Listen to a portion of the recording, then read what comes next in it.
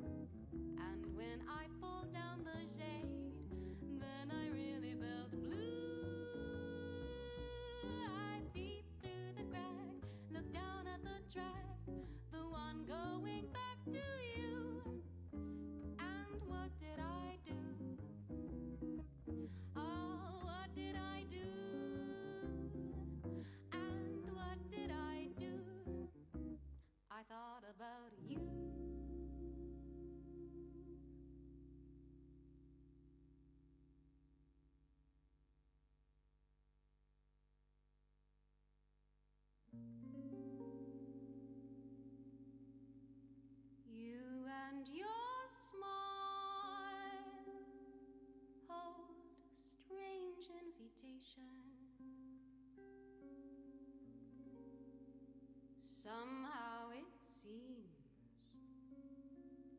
we've shared our dreams,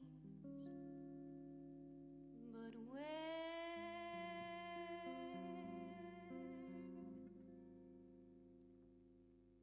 time after time, in a room full of strangers,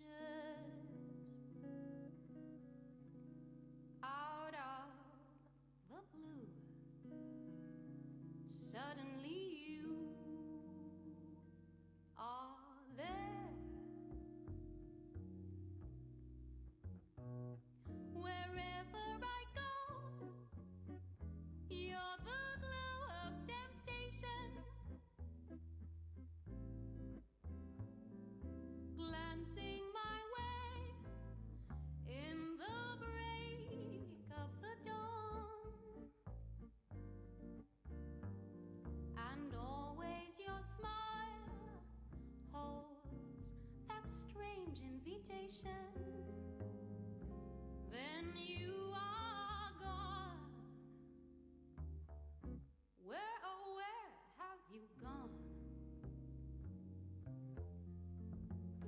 How long must I stay in a world of illusion? Be where you are, so near yet so far apart, hoping you say with that warm invitation, where have you been, darling? Come into my heart.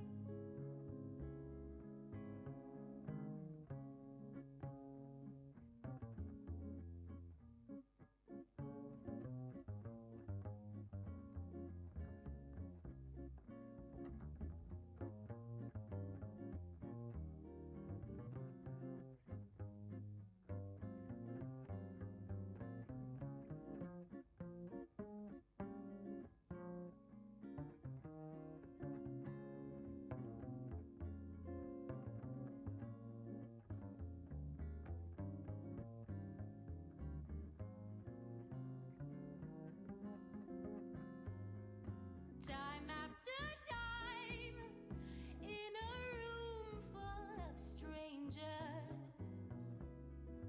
out of the blue, suddenly you are there. Wherever I go, you're the glow of temptation, glancing my way in the break of the dawn, and always your smile holds that strange invitation. Then you are gone. Where, oh, where have you gone? How long must I stay in a world of illusion?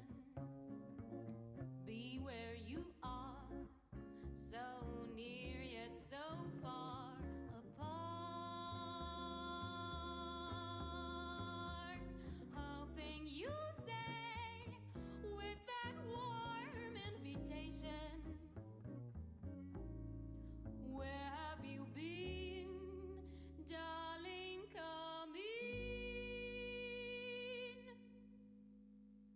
Come into my heart.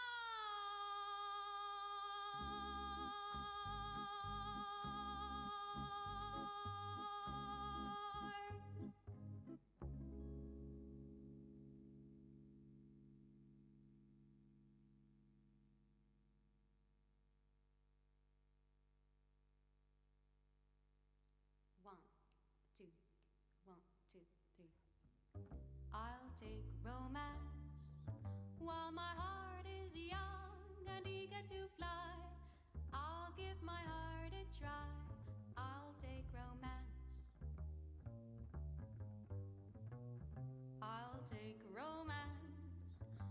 my arms are strong and eager for you, I'll give my arms their cue, I'll take romance. So my lover, when you want me, call me. In the hush of the evening, go where you call me. In the hush of the evening, I'll rush to my first real romance. While my heart is young and eager and gay, I'll give my heart away, I'll take romance.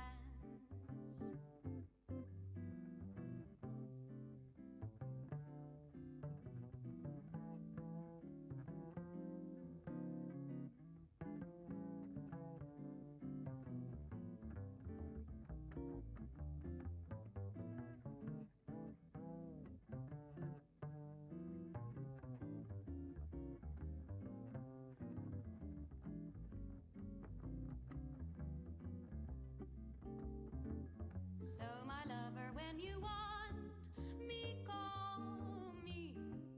In the hush of the evening, oh, when you call me.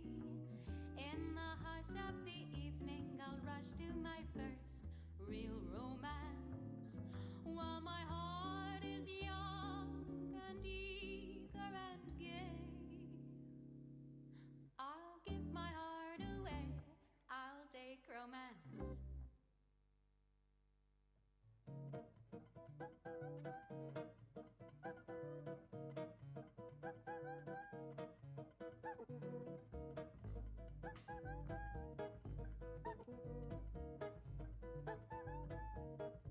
A dream is a wish your heart makes when you're fast asleep. In dreams you will lose your heartaches. Whatever you wish for, you keep. Have faith in your dreams, and someday your rainbow will come smiling through. No matter how your heart is grieving, if you keep on believing, the dream that you wish will come true.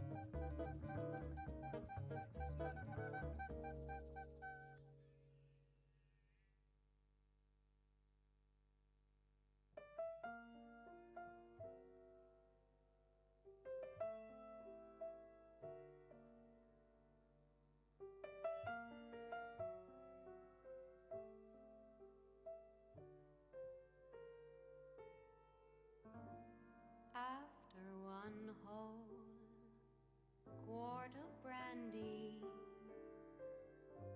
like a daisy, I'm awake with no bromo seltzer handy. I don't even shake.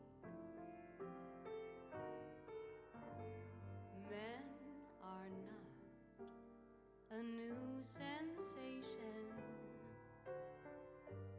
I do pretty well, I think. But this half-pint imitation put me on the brink. I'm wild again, beguiled again,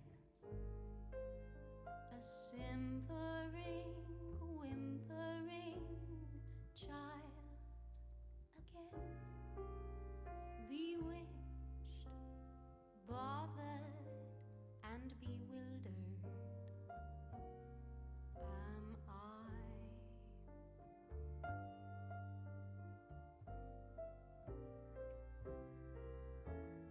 Couldn't sleep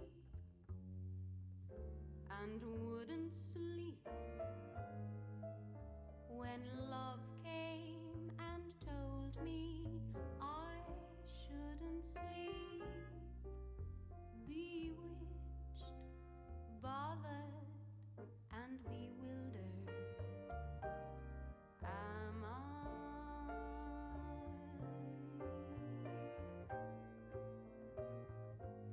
Lost my heart, but what of it? He is cold, I agree. He can laugh, but I love it, although the laugh's on me. I'll sing to him each spring, to him, and long for the day when I cling to him. Bewitched, bothered, and bewildered am I.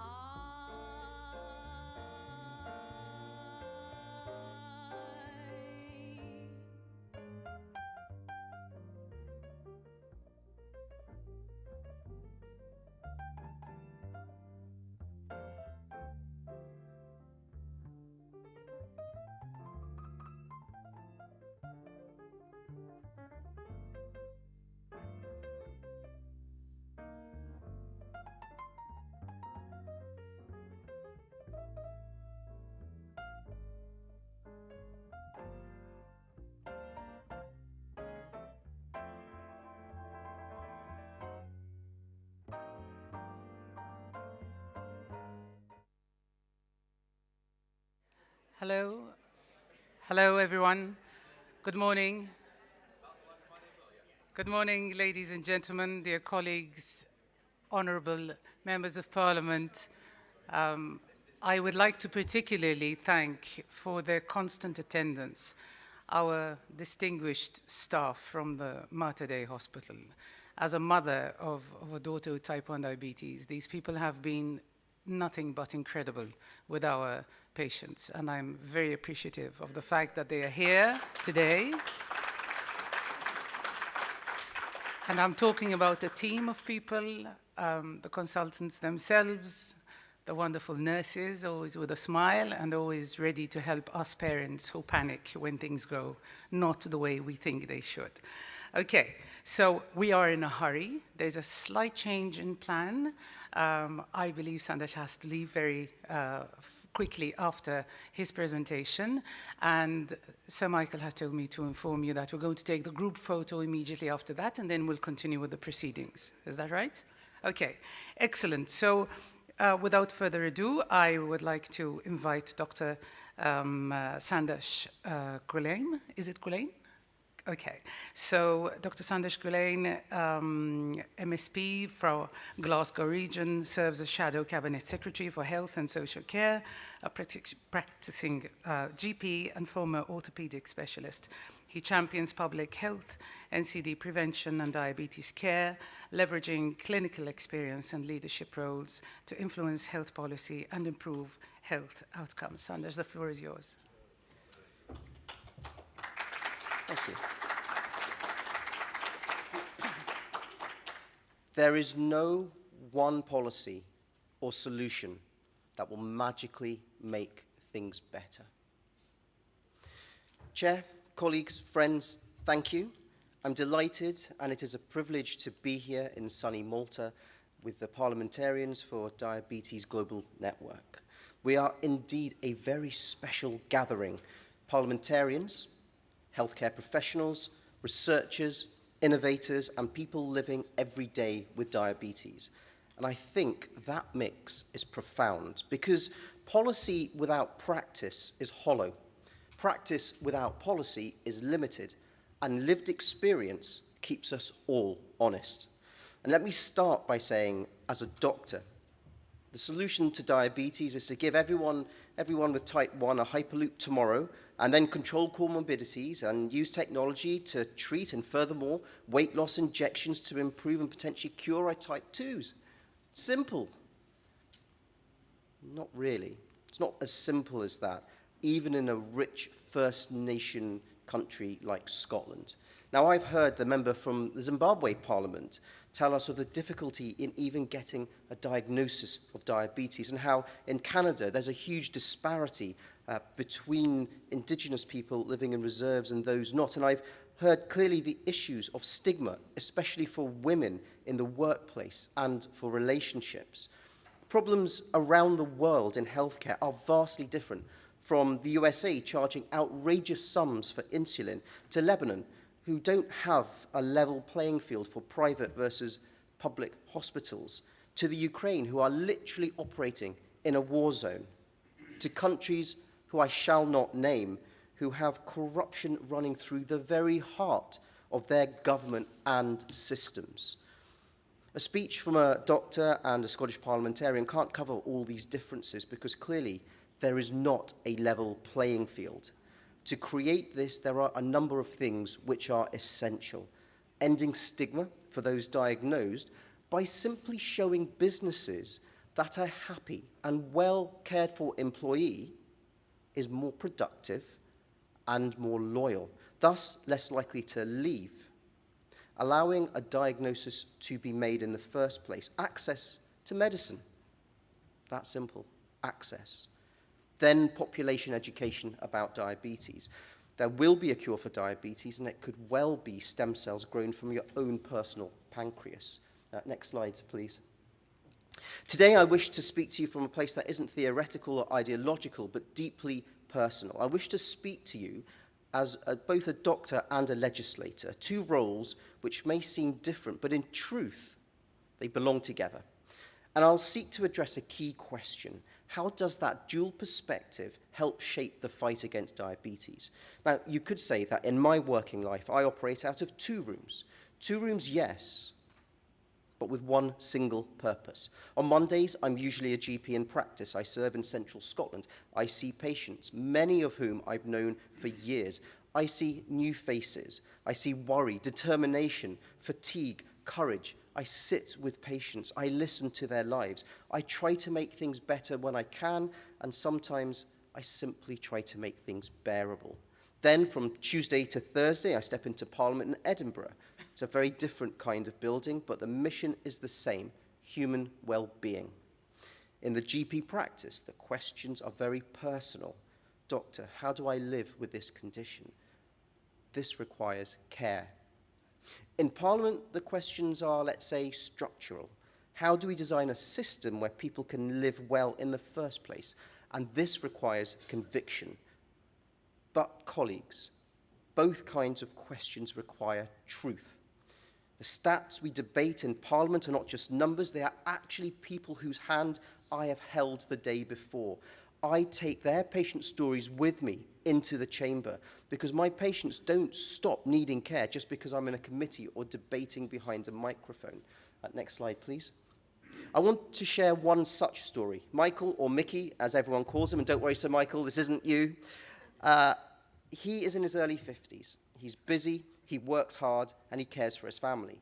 But over the years, the pressures of work, taking telephone calls during lunch and at weekends, family responsibility, stress, convenient food, grabbed meals, less movement, well, it's all accumulated. And you know the story because this is life for millions of people. By the time I met Mickey, he had been diagnosed with type 2 diabetes, hypertension, high cholesterol, and early signs of liver stress. And he told me quietly, "Doctor, I feel I did this to myself. I failed." And I said to him, as I do to so many of my patients, that no, this is not failure, this is life. This is actually the exact conversation I had over dinner with legislators here on being too busy to make food at home. This is exactly what happens when the world around us is designed to make things unhealthy and easy, and when healthy things are hard. The world has changed faster than our biology can, and this is not purely a personal failure, it is a system failure. And that right there is why policy matters, because the truth is, diabetes, especially type 2, is about environment. Millions of dollars are spent on food tech to get us to eat more. The food industry is making food soft.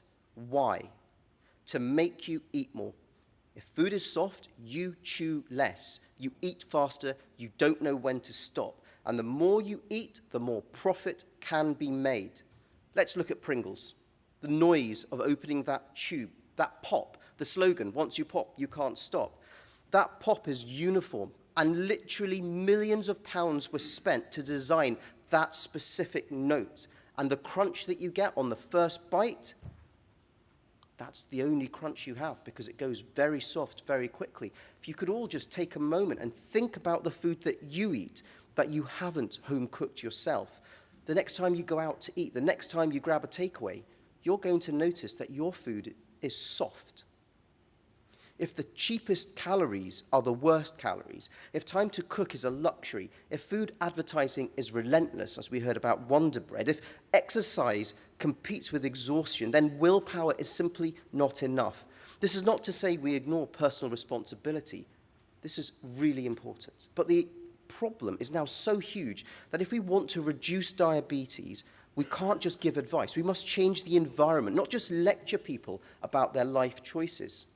So what should we do? Carrot or stick? Well, stick is what most legislators turn to. Let's tax sugary foods, tax sugary drinks. Let's end meal deals. Taxing unhealthy food will not change behavior because people will still want to eat that unhealthy food. All they'll do is pay more. We need to do what we can, as we have in the UK when it comes to sugary drinks. We created a level, and we said that anything above this level of sugar is going to be taxed at a higher rate. So what did manufacturers do? They reformulated their drinks to fall below this level and not fall foul of the tax. And this has driven real change because you can't physically buy that really high sugary drink anymore. Now, we need, as legislators, to look at providing real carrots, quite literally. As legislators, you need to make sure healthy foods are cheaper, make sure healthy foods are more accessible, and make sure healthier foods are easier to cook. Have your supermarkets create a grab bag where all the ingredients are there, ready to cook, cheap and easy. Give people the confidence to cook food. You, as parliamentarians, can do this. Next slide, please.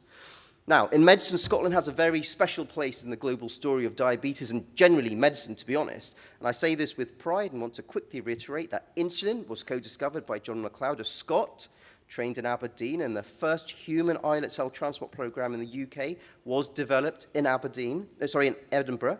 And in Dundee, Professor Andrew Morris created My Diabetes My Way, a data-driven platform built on Scotland's patient identifier, allowing personalised care and real-time monitoring at a population level. This is pretty good for a small, rain-soaked country where our national vegetable at 900 calories is the deep-fried Mars bar. Next slide, please. Allow me to talk briefly about the closed-loop, hyperloop insulin pump system. I have had my patients tell me, "Doctor, it gave me my life back. It gave me my sleep back. It gave me my family peace." And Baroness May told us it changes people's lives. Not providing them is far, far greater than the cost to public health service of giving them out. Scotland's healthcare is fully devolved from the UK. But in Scotland, access remains uneven, postcode dependent, budget dependent, luck dependent. My patients have to fight and justify why they deserve to get the tech. So if you believe in fairness and evidence, then access should not depend upon where you live, who your consultant is, or whether your health board has spare budget this year. Technology must be scaled, not rationed. But technology alone will not save us. Next slide, please. As we all know, the fastest growing patient cohort are not living with type 1 diabetes because more and more people are diagnosed with type 2. And type 2 is rising fastest in our low-income neighbourhoods, communities with limited access to fresh food, with people struggling for mental health and chronic stress. And it's rising disproportionately in Black and South Asian communities. This is not random. This is down to policy showing up in blood sugar. This is policy failure, not personal failure. We must stop telling people to swim upstream in a river that we created. Next slide, please. We are, however, witnessing a new chapter in diabetes management, from nature to nurture and now to needles. Weight loss medication like Mounjaro and semaglutide is here. They work, and they work remarkably well. Should we authorize patients to be on these injections to lose weight? I argue yes. We must stop the epidemic of obesity, but that must be linked to lifestyle changes and exercise. For medication to work really well, it needs scaffolding. It needs nutrition, movement, sleep, de-stressing, and community. Because new drugs aren't magic, like something out of Harry Potter. They are purely tools. We must build the workshop, the environment around them for the best results. We must get our kids, especially girls, playing sports and exercising at school, because girls tend to stop playing sports in their teens. Let's break that cycle. Get a new generation active. Kids who play sport up to 18 are more likely to continue exercising and being active. And then we get our daughters to look and see their mum exercising, and they will want to do it themselves. The educational environment is key. Next slide, please. Take gestational diabetes, one of the most powerful early warning signals we have. It's a red flag that future diabetes are preventable if only we act early. Plus, the fascinating idea that we heard earlier yesterday of screening our 5-year-olds for type 1 diabetes. Next slide, please. In GP practice, I spend a fair amount of time checking on clinical data. HbA1c, EGFR, ACRs, LDLs, HDLs, triglycerides. And in Parliament, I'm also poring over numbers, but that's financial data. And with diabetes, the economics are clear. Diabetes accounts for roughly 10% of the NHS budget. And in Scotland, that's £2 billion a year. 80% of that is spent not on managing the diabetes itself, but on treating complications like blindness, kidney failure, heart disease, and amputations. The true cost of diabetes is not medication. It is delayed intervention. So when someone says we can't afford to invest in prevention or education or weight support and technology, I say gently but firmly, We are already paying for diabetes. We are just paying for it at the wrong end. Next slide, please. So from the perspective of a doctor and legislator, what we should do now? Well, my plan is not rocket science. Guarantee equitable access, fund prevention like we fund treatment with commitment, scale, and accountability. Build a pipeline from universities to spin-outs to adopt giving community benefits. Change environment, not just advice. Teach food and health in schools, the way we teach literacy. Support physical activities that is joyful, social, and doable, not punishing. Invest in mental health because eating is emotional before it is rational. Partner with food industry, but also hold it to account. And most importantly, never blame individuals for a condition that society has helped create. Now, returning to Mickey. Earlier this year, he came in for his review. He had lost weight, reduced his medication, lowered his HbA1c, had more energy, and crucially, he had hope. And I asked him what made the difference. And he said, "Doctor, I realized I wasn't in this alone." And that is what we must carry forward. No one should face diabetes alone. Not the patient, not the nurse, not the GP, not the policymaker. We must do this together. Next slide, please. There is no one policy or solution that will magically make things better. Health must be embedded in every single portfolio. It is not simply the responsibility of the health minister. It is the responsibility of every single parliamentarian and every single one of us. Thank you.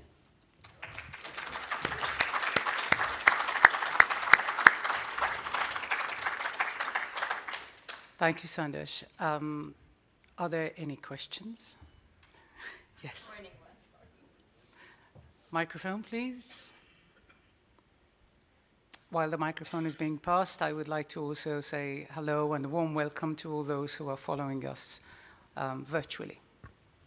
Thank you so much, Sandesh, for all of this. So as part of Voices in Action group, since yesterday, the group has been on fire discussing exactly the same topic, the stigma around type 2 diabetes, and how the prevention campaign has increased it. And thank you so much. This wasn't a question, I was actually wanting to make a comment.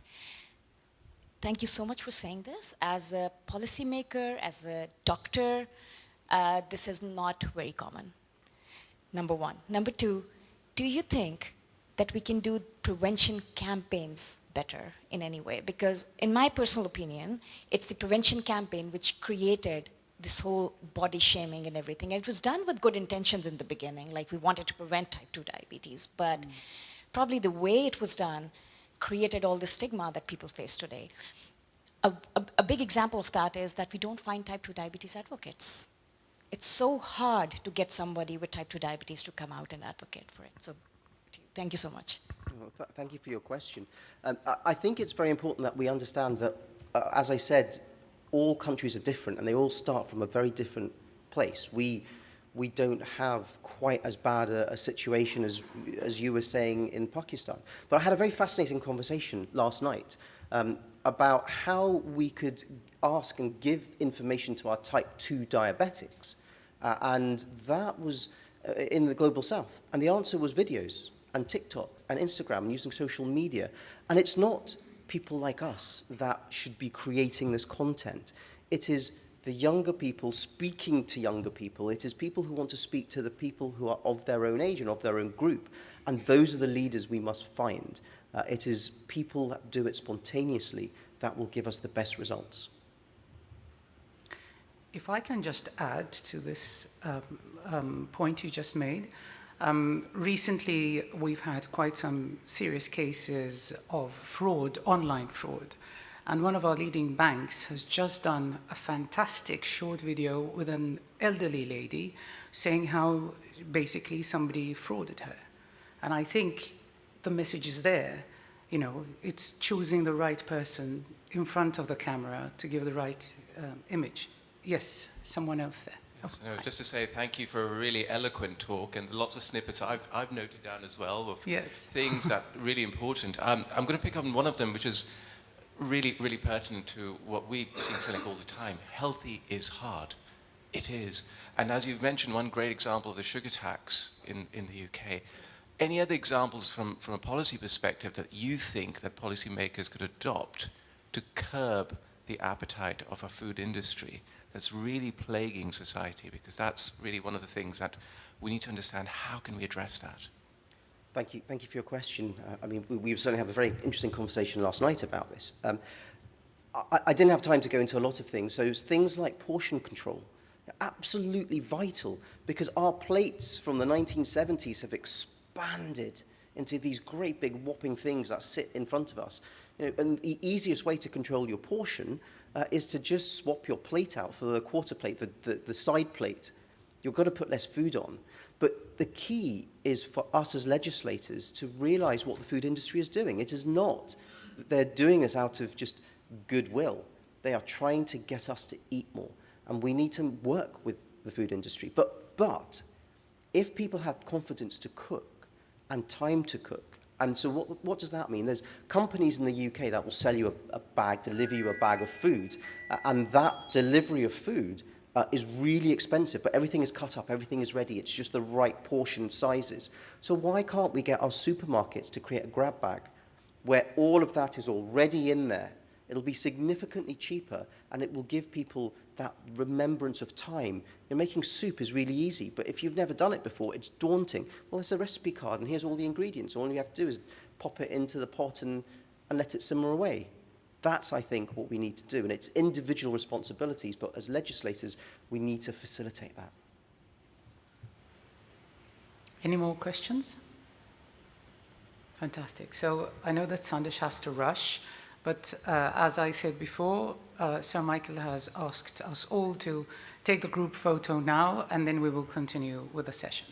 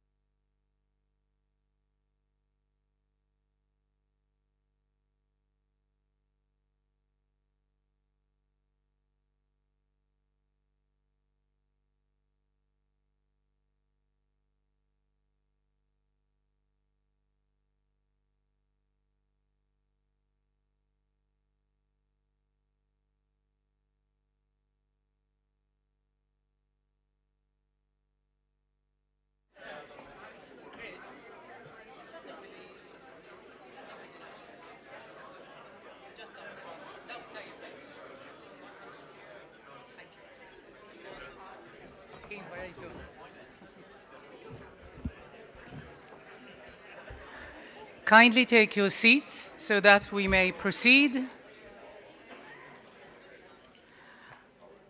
I had planned a few points to say myself, and while you're taking your places, I might as well just say them, or can we hurry up a bit, please? Thank you. I'm being totally ignored.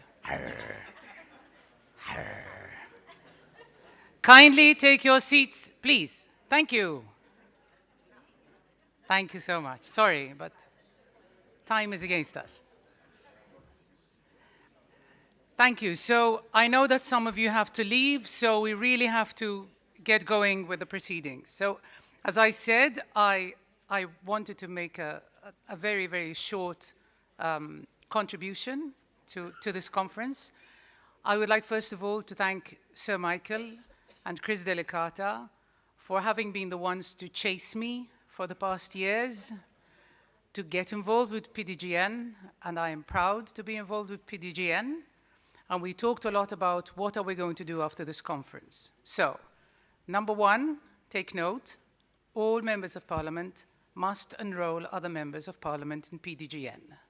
It is a must. If we're not going to do that, we're going to keep meeting other people who know absolutely nothing about what we're talking about. So that's the number one. At the back, thank you. At the back of your leaflet, there's the form. So take it back with you, make copies, and send them to PDGN. Okay. This was said in different ways during the past days. What is the cost? The cost of not just diabetes itself, the condition and what it brings with it, but my question is, what is the cost of not doing anything about it? Whether we are privileged to be in the United Kingdom, where the situation is at a very advanced stage, or whether we are in a less privileged country, okay? Some years back, as a member of parliament, I participated in one of the Commonwealth's conferences, training for MPs, and it was for women, and it was women members of parliament, and it was about how to deal with violence on women. And Baroness Scotland came to address us, and she was explaining to us how she convinced her colleagues in Parliament, in the British Parliament, to basically take action on this. She just couldn't get through to them. Everybody felt the sense of pity and empathy, but nothing was being done. So she put together a team, and they put a price to violence on women, to domestic violence. What is the cost?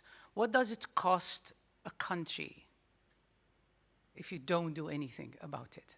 And all of a sudden, everybody was saying, oh my goodness, this is costing us a lot of money. This is not making sense. Ignore, the poor people with a condition or with whatever. Now, imagine if we apply that to diabetes.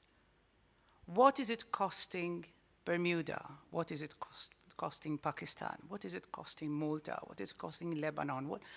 All of us, what is the cost? Because I'm sure that if you do this exercise and you go to the finance minister, he or she will then push their government to do something about it. So that's another call to action for all of us who are members of parliament. But I wrote, and I put an asterisk near some of the words which were said, and I would like to conclude with this. Equity. It's not fair. It's simply not fair for countries to be less privileged than others, for communities to get less service than others, for people to get, because they are of a low economic income, to be more prevalent in type 2s, etc. Today we heard a fantastic word, truth. In a world of fake, I'm going to be critical of my own country. Over the past 3 days, I heard so many different versions of the percentage of people with diabetes in this country, I am embarrassed. The official figure is 11.6%. And we've had 9, we've had 10, we've had this, we've had that. But according to the official figures, it is 11.6. And I can't understand why. Let's say the truth. What's wrong with that? If you don't face the truth, how are you going to do something about it? Legislate. I think today we got the right message. Legislate for the carrots, not the sticks. Inclusion, even when you're legislating. And from the opposition, we passed a bill some years back on obesity. It took us a long time to pass this bill, and we found a lot of obstacles. But there are things we can do which are really simple. For instance, the food served in schools or accessible near schools. Here we had this almost tradition, no, that these vans pass by near the schools and sell the most unhealthy stuff imaginable. According to this law, it is illegal to do it. They have to be, it's like selling cigarettes. And you cannot sell cigarettes in that area, okay? So this is also a positive thing to do. We say that this is a change in culture and it's not going to happen overnight, but we have to work for it. Yes, technology. Yes.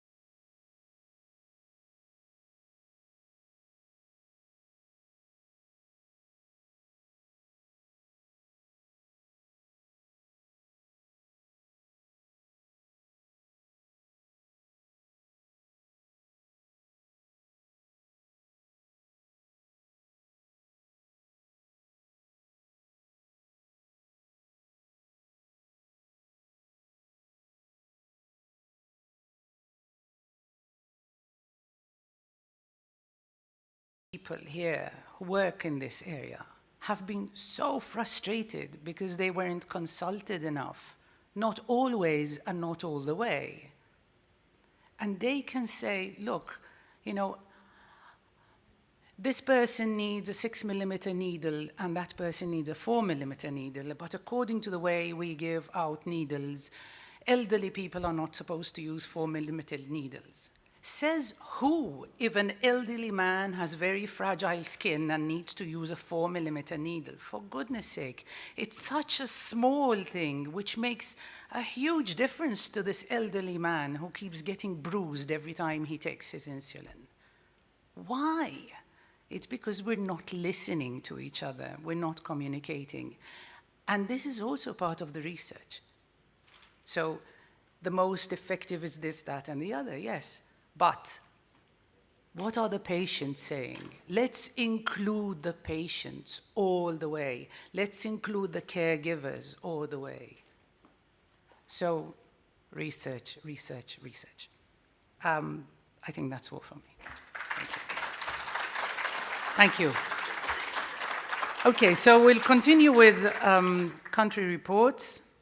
I wonder which figure is going to come up now, okay? And Europe and Malta, my friend and colleague from the European Parliament, Dr. Peter Arjus. I believe we have a video, is it? Peter Arjus on video? Yes, thank you.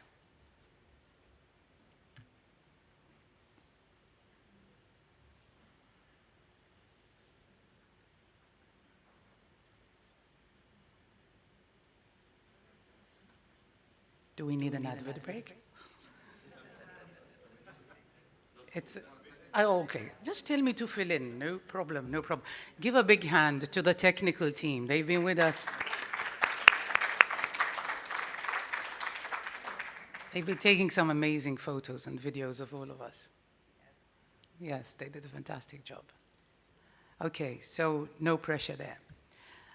One thing I didn't mention in my speech is that I was part of a group of members of parliament, cross-party, when we set up a diabetes committee in parliament. That is another call to action, okay? Fortunately, I've been trying again and again and again to put it back together, but I have not succeeded. It's not failed.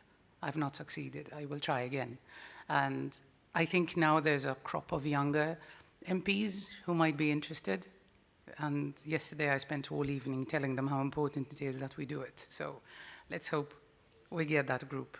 Because we would invite professional people, researchers, to come and present to us, you know, what is needed in different areas, you know. Are we ready? Yeah? Just a little bit more. Okay, so after Peter, there's Peter from Brussels. This is Peter Ajus from the European Parliament. I would have loved to join you.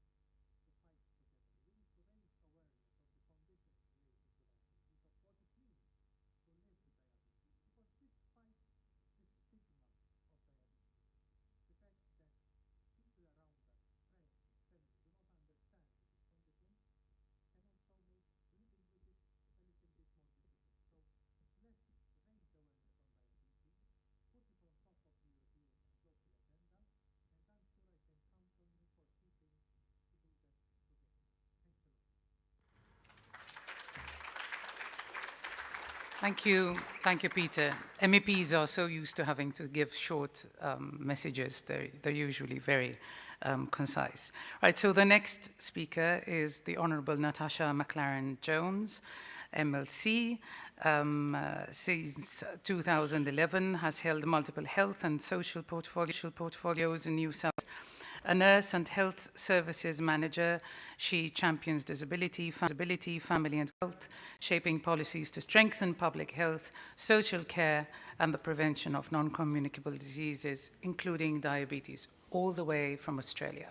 The floor is yours. Thank you. Thank you. First of all, I'd like to acknowledge the PDGN, in particular Sir Michael, Sana and the team for bringing this forum together. It's been a wonderful opportunity as we work together to identify issues and also take back learned experience to our own countries. And it is a privilege to be here to join colleagues, parliamentary colleagues, health leaders and clinicians from all around the world as we share a common purpose in improving the lives of people living with diabetes and reducing the challenges diabetes places on families, communities and health systems. Having been a registered nurse and then worked in policy and government consultant for pharmaceutical companies before I entered Parliament, I've always been committed to health and social policy reform. I had the opportunity to implement some reforms when I served as the Assistant Minister for Health during COVID and also then Minister for Families and Communities and Disability Services. And I now hold these positions in opposition. Diabetes in Australia has continued to rise, with prevalence quadrupling since the 1990s. However, the rate has actually stabilised over the last few years. This is in part due to the efforts of governments, which I will outline later. But first I want to provide an overview of diabetes in Australia. In 2017-18, there was 1.1 million people living with diabetes, and today it is almost 1.5 million Australians. That is around 5.4% of our population. Although some recent estimates that it could be as high as 2 million Australians, which is around 6.6%. And this is due to a number of people being undiagnosed. Furthermore, 2 in 5 of those people living with diabetes are under the age of 65.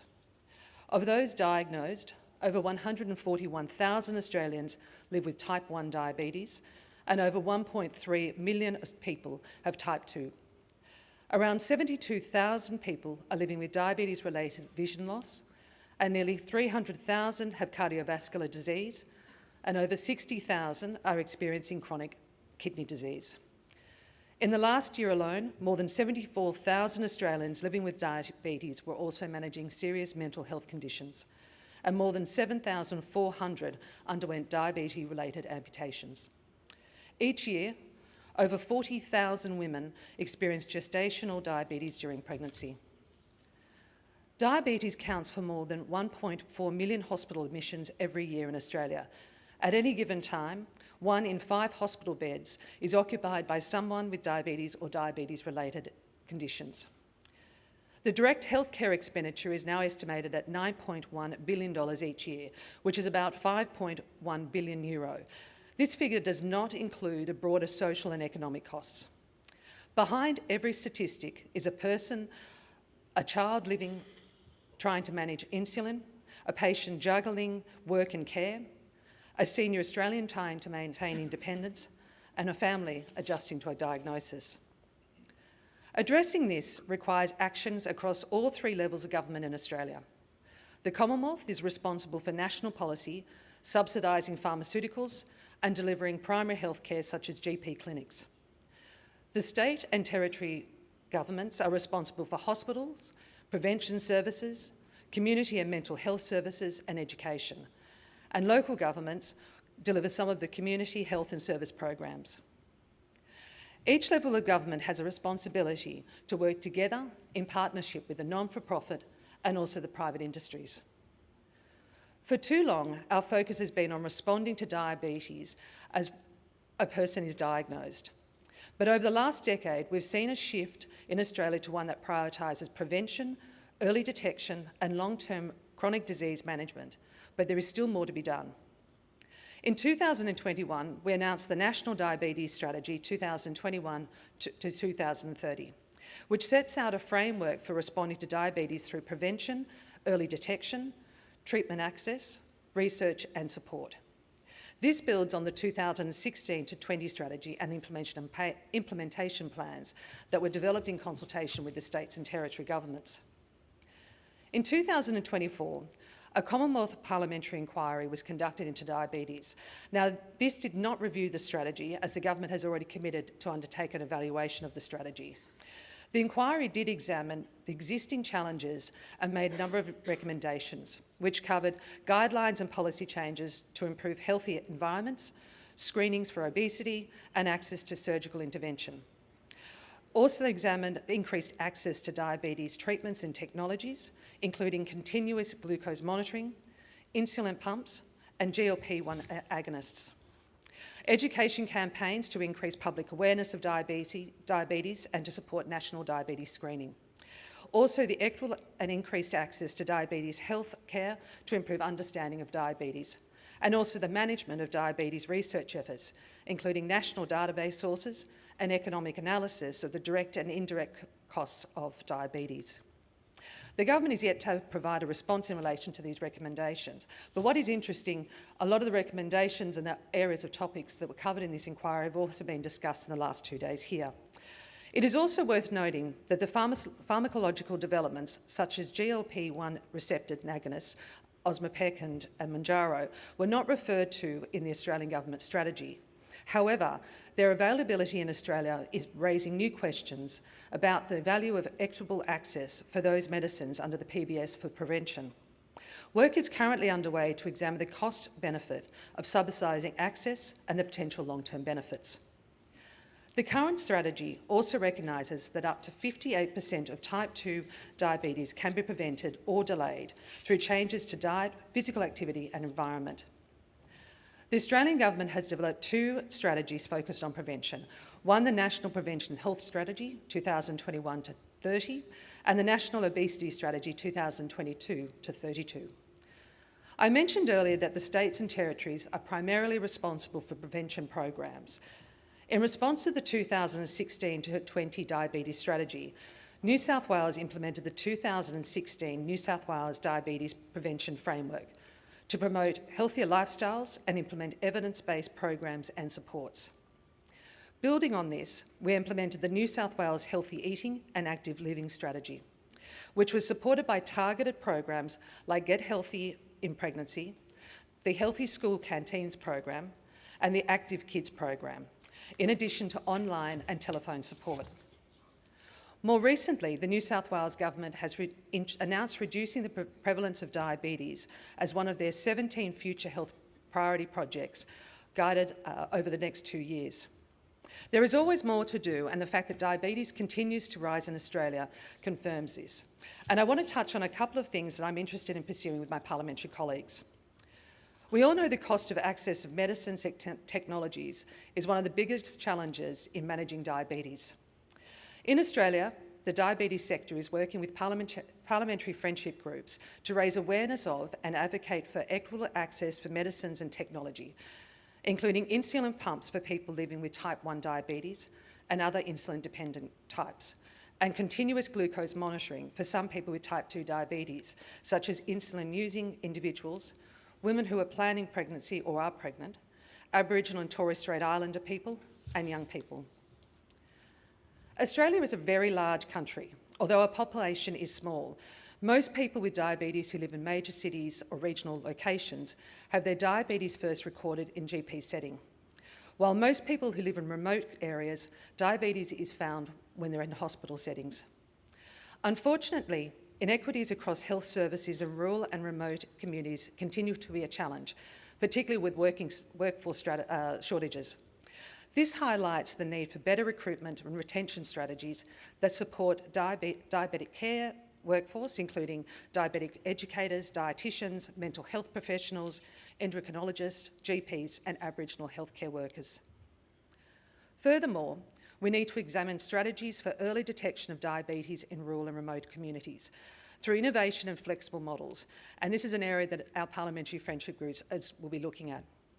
Forums like this are a key for international collaboration and learning from global best practice, which is essential for advocating diabetes prevention, early diagnosis and treatment.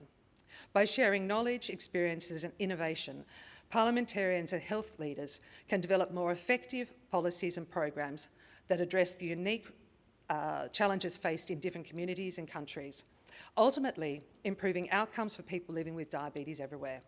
Again, thank you for the opportunity and also the discussions that we've had, which I look forward to taking back to our parliamentary colleagues. Thank you very much. Are there any questions from the floor? Wonderful. Oh, Thank you. That was very clear. Thank you so much. Oh, there is a question. There is a question. Sir Michael. Microphone, please. Yeah. Do I need a microphone? Well, yes, because of the people following us online, they will not. I know you have a very loud voice, but you can't go global. Thank you very much for telling us what's happening down under. I'm particularly interested in the strategies for prevention. And one of the things that struck me on the weeks that I spent in Australia was the enormous amount of food that was put on plates. No longer did they seem to be circular plates, they were elliptical to take even more food. No, this is a serious point. Yeah. And I said to Professor Zimmert and to Judy Moylan, who have been very much involved with PDGN, who were framing the national strategy in Australia, one of the things you should be looking at is the amount of food that's taken in.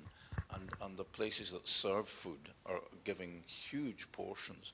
And I was very struck when Sandesh was talking about the size of portions, portion control. How significant is that in your prevention strategy? It's not actually bedded within the strategy, but I think certainly talking about it is one part of it. But I think it's also what is being talked more about is food security as well as food waste. And I think that's a way of, rather than the negative approach of saying you must, or the regulating and saying you must only put X, Y and Z on a plate, by changing the narrative to say don't waste food. You don't feel you have to eat it all, but the best thing is not to have as much on your plate or not serve as much because you are wasting food. So it's ways of looking at it differently. And I think that what's been embedded in, and particularly the implementation plans, is all of the positive ways of getting people active, or positive ways of people to think differently, rather than the negative, shaming them and also removing those barriers. So particularly, and I mentioned earlier about the Active Kids programs, there were things that we actually gave financial support to all families. To be able to say, we know your cost of living pressures, here is a financial benefit so that your child can participate in sport. So you're taking away the already challenge. And the same thing comes to when you're looking at food and in canteens, it's changing that narrative rather than that shaming of what is being served. Thank you. Thank you. Thank you very much. Thank you. There's another question. Yes? Yes. Okay, we need to hurry up a little bit because we're running late. Thank you very much, Elizabeth, from the International Diabetes Federation Europe. I have a quick question. You mentioned the obesity strategy, the diabetes strategy. Is this part of a wider NCD strategy? And how do you integrate it with cardiovascular, renal disease? You mentioned these as complications and the figures. In Europe there is that approach which is, We have what they call ministerial councils. So the state and the Commonwealth under those portfolios meet on a regular basis. So the national strategy is the overarching framework, and then each state and territory will go back, they develop their own individual strategies and frameworks of how that's implemented. And I think one of the key things that's been raised before, it is about a whole of government approach. So it's not just looking at it siloed from a health, it is actually how do you bring in education, how do you bring in other portfolios, and that's the beauty of having a national strategy, because then they can then go back to the individual states and say, how do we implement this at a localised level through the hospitals, through our schools, and connecting with the community as well. Thank you very much. So that was the Honourable Natasha McLaren-Jones from Australia. And from Australia, we now go to Turkey. And from Turkey, we have the Honourable Dr. Turhan Çomes. I will be visiting your country tomorrow for the OSCE conference in Istanbul. Just 3 days, just like this, isn't it? We do things in 3 days. Looking forward to having you in Turkey. Lovely. So Dr. Turhan Çomes contributes to Turkish and NATO parliamentary health initiatives, supporting diabetes and NCD advocacy, public health policy and international collaboration for improved prevention and care systems. He is an accidents and emergencies doctor and a general surgeon. The floor is yours. Thank you very much. Ladies and gentlemen, distinguished participants, diabetes prevalence in Turkey is increasing at a pace far beyond previous projections. We currently have two nationwide population-based epidemiological surveys, the Turkish Diabetes Epidemiology Studies 1 and 2, conducted by Satman and Yilmaz in 1998 and 2010, on more than 24,000 randomly selected adults aged 20 years and older. During these 12 years, the prevalence of diabetes increased by 90%, a rate twice as fast as the global average and 3 times faster than the European average. According to the data from the Ministry of Health, approximately 12 million people are currently living with diabetes in Turkey. However, our healthcare workforce remains insufficient to meet this growing burden. Turkey has only 1,200 endocrinologists and 1,100 certified diabetes nurses, numbers far too low to manage the nearly 10 million patients currently under treatment. Consequently, the duration of diabetic patient examinations in public hospitals has been reduced to as little as 10 minutes. Multidisciplinary diabetes teams, crucial for effective diabetes management, are still not fully established. There remains a significant shortage of diabetes nurses and dietitians. As a result, diabetes care has largely shifted to family physicians and internists, many of whom face overwhelming workloads. Until 2010, Turkey was among the countries in the first quartile worldwide without a national diabetes program.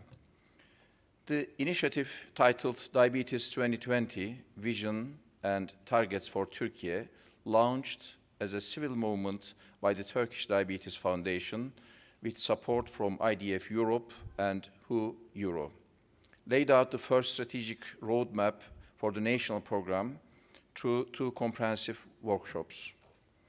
Following this effort, the Ministry of Health officially launched the National Diabetes Program. Diabetes education in Turkey is delivered predominantly by nurses, yet their numbers are still inadequate. The Turkish Diabetes Foundation successfully implemented a structured peer education program supported by the World Diabetes Foundation in 23 cities, reaching more than 15,000 people with diabetes. However, because diabetes education is not reimbursed, scaling such programs to wider populations remains difficult. According to IDF estimates, Turkey ranks 10th in the world in the number of people of all ages living with type 1 diabetes. There are approximately 40,000 children and adolescents with type 1 diabetes in our country.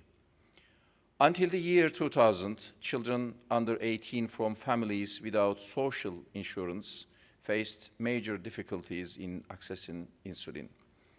In response, one of the largest civil diabetes initiatives in Turkey, GAPDIAP, led by the Turkish Diabetes Foundation, with the participation of 34 NGOs, established insulin banks in 15 cities to provide free insulin for children and adolescents in need.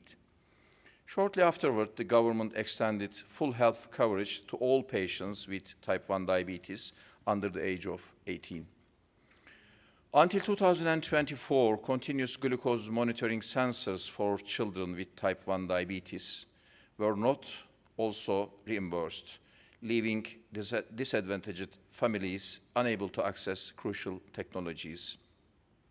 The Diabetes Parliament, coordinated by the Turkish Diabetes Foundation since 2011, consistently placed this issue on its agenda. The Diabetes Parliament served as a forum where people with diabetes can directly communicate their challenges to decision makers, including the presidency, members of parliaments, the Ministry of Health, and the social security institutions. It also functions as a civil mechanism for monitoring progress and supporting the implementation of national diabetes policies. Thanks to the persistent public efforts of the Diabetes Parliament, the government agreed to include glucose sensors for children and adolescents with type 1 diabetes under Social Security coverage in 2024. However, reimbursement for insulin pumps remain highly inadequate.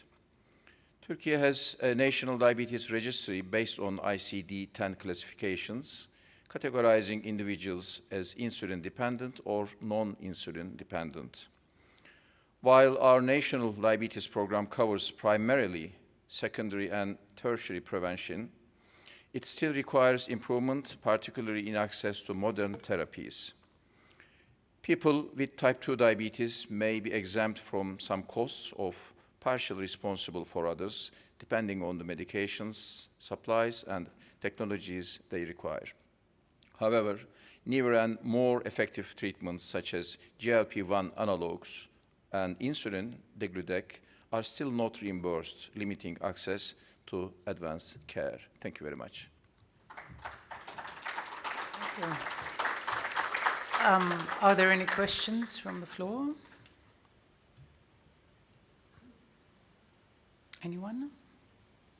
Okay. I think it's very clear. Very clear.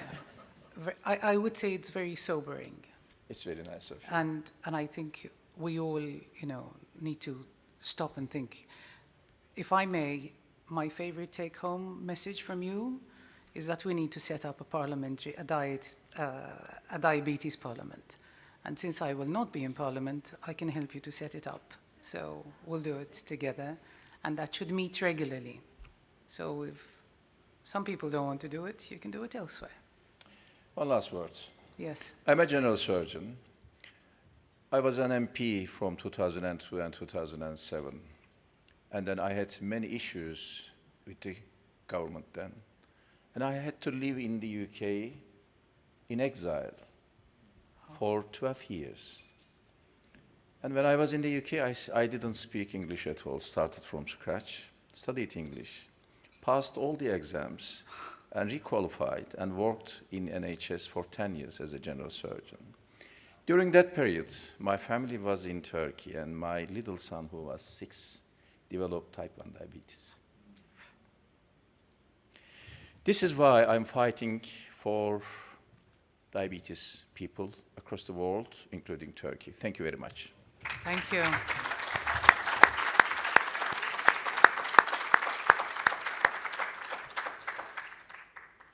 Okay, so the final speaker for this session comes all the way from Lebanon. It is the Honorable Najat Aoun Saliba. And the surname, I could see all the Maltese go, Saliba. That's a Maltese surname. It is not a Maltese surname, but Lebanese and Maltese are very similar. So it is with pleasure that I introduce the Honorable Saliba. She's a Lebanese parliamentarian and renowned scientist specializing in climate change, much needed. We should do another session on that one day. With a PhD in physical science, she served over 20 years as professor at the American University of Beirut. She chairs WHO's Technical Advisory Group on Global Air Quality and serves on UNESCO's Scientific Board. A recipient of the L'Oreal UNESCO Award for Women in Science and Lebanon's National Order of the Cedar, she was named among the BBC's 100 Most Influential Women. Honored to have you here. The floor is yours.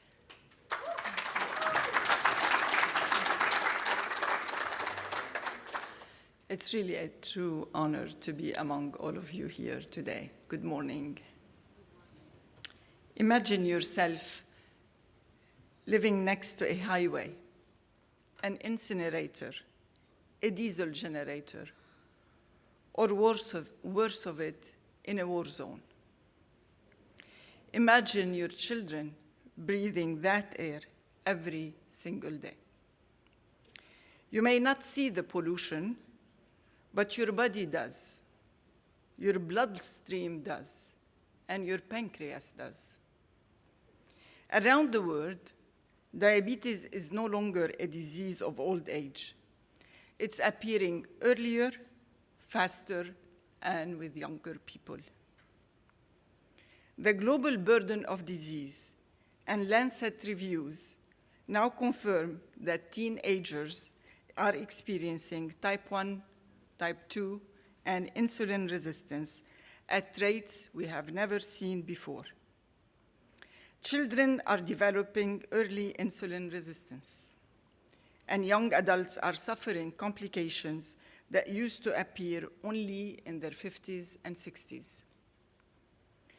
Air pollution today is to chronic diseases what tobacco was over 40 years ago, a massive, invisible driver of heart disease, stroke, lung cancer, and diabetes.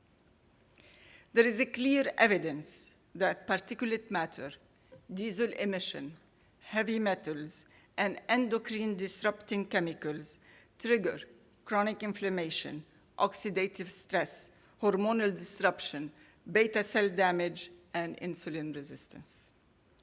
So when we ask why is diabetes rising so fast, we must look beyond sugar and diet. We look at the air we breathe. Even e-cigarettes and vaping are no longer metabolically neutral. Several population studies have shown that there is a link between insulin resistance and pre-diabetes conditions when people are using electronic cigarettes. In Lebanon, this global trend is magnified. Beirut alone runs on more than 9,000 diesel generators.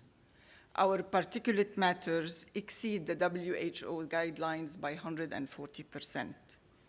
Sometimes we see open waste burning, and wars have left lots of toxic chemicals in air and in soil. Lebanon ranks among the top countries who experience early childhood and teenagers of diabetes. This is not a coincidence. So what has the government done? What has the government done to protect the health of people? Why do primary health care matter? One successful model is the primary health care system in Lebanon. Around the world, primary health care centers play a major role.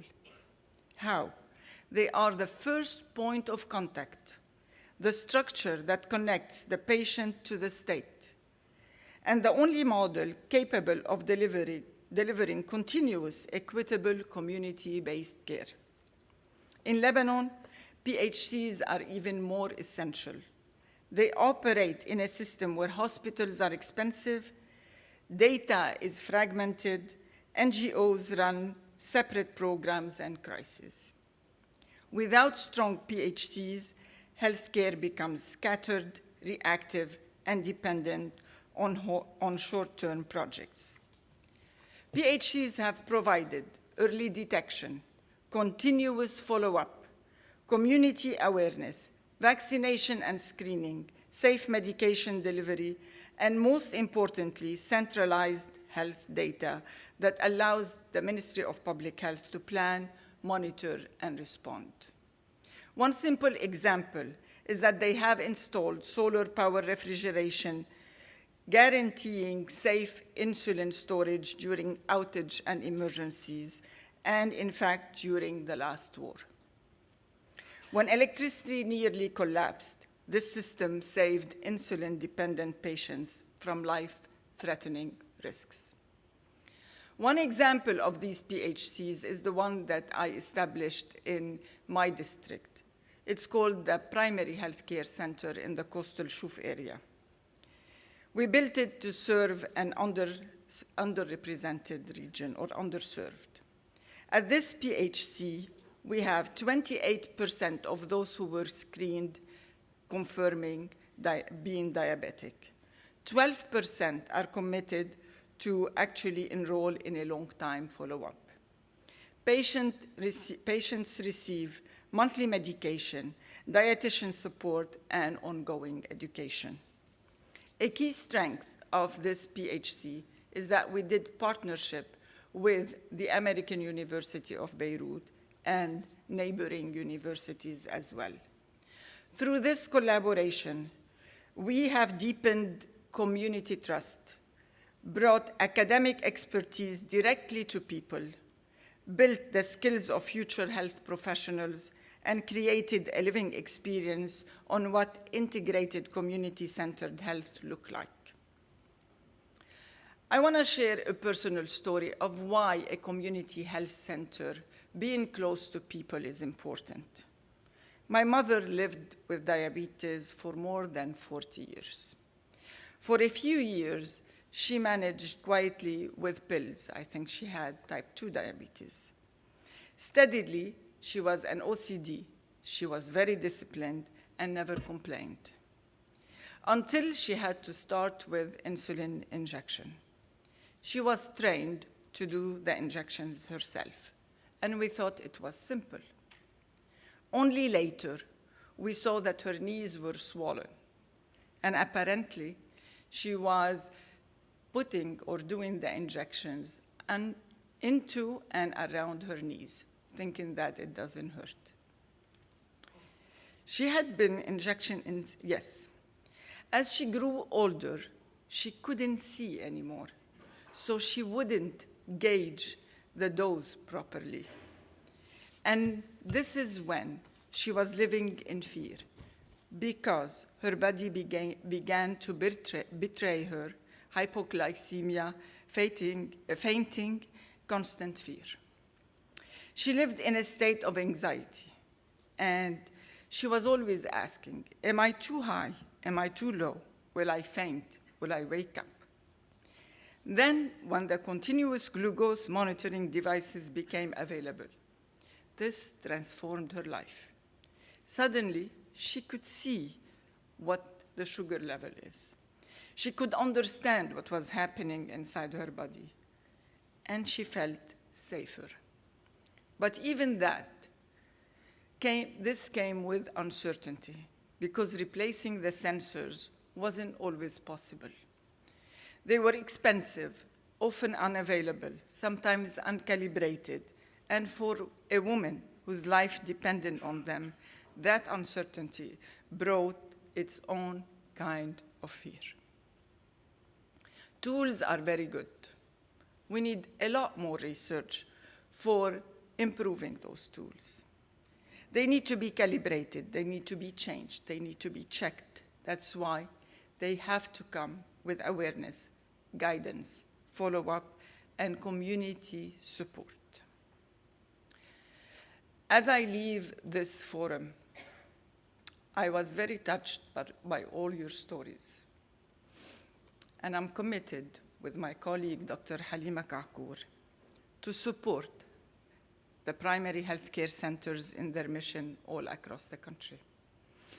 Enforce the implementation of a Clean Air Act, because it's the root cause of metabolic diseases.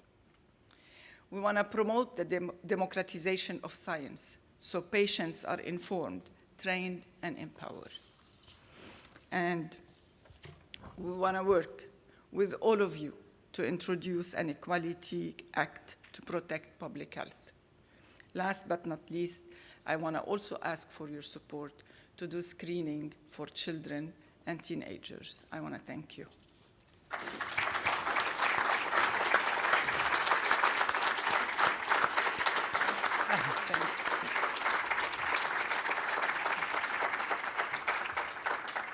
I'm sorry, I got emotional. No, don't apologize for emotion. I think it's so beautiful.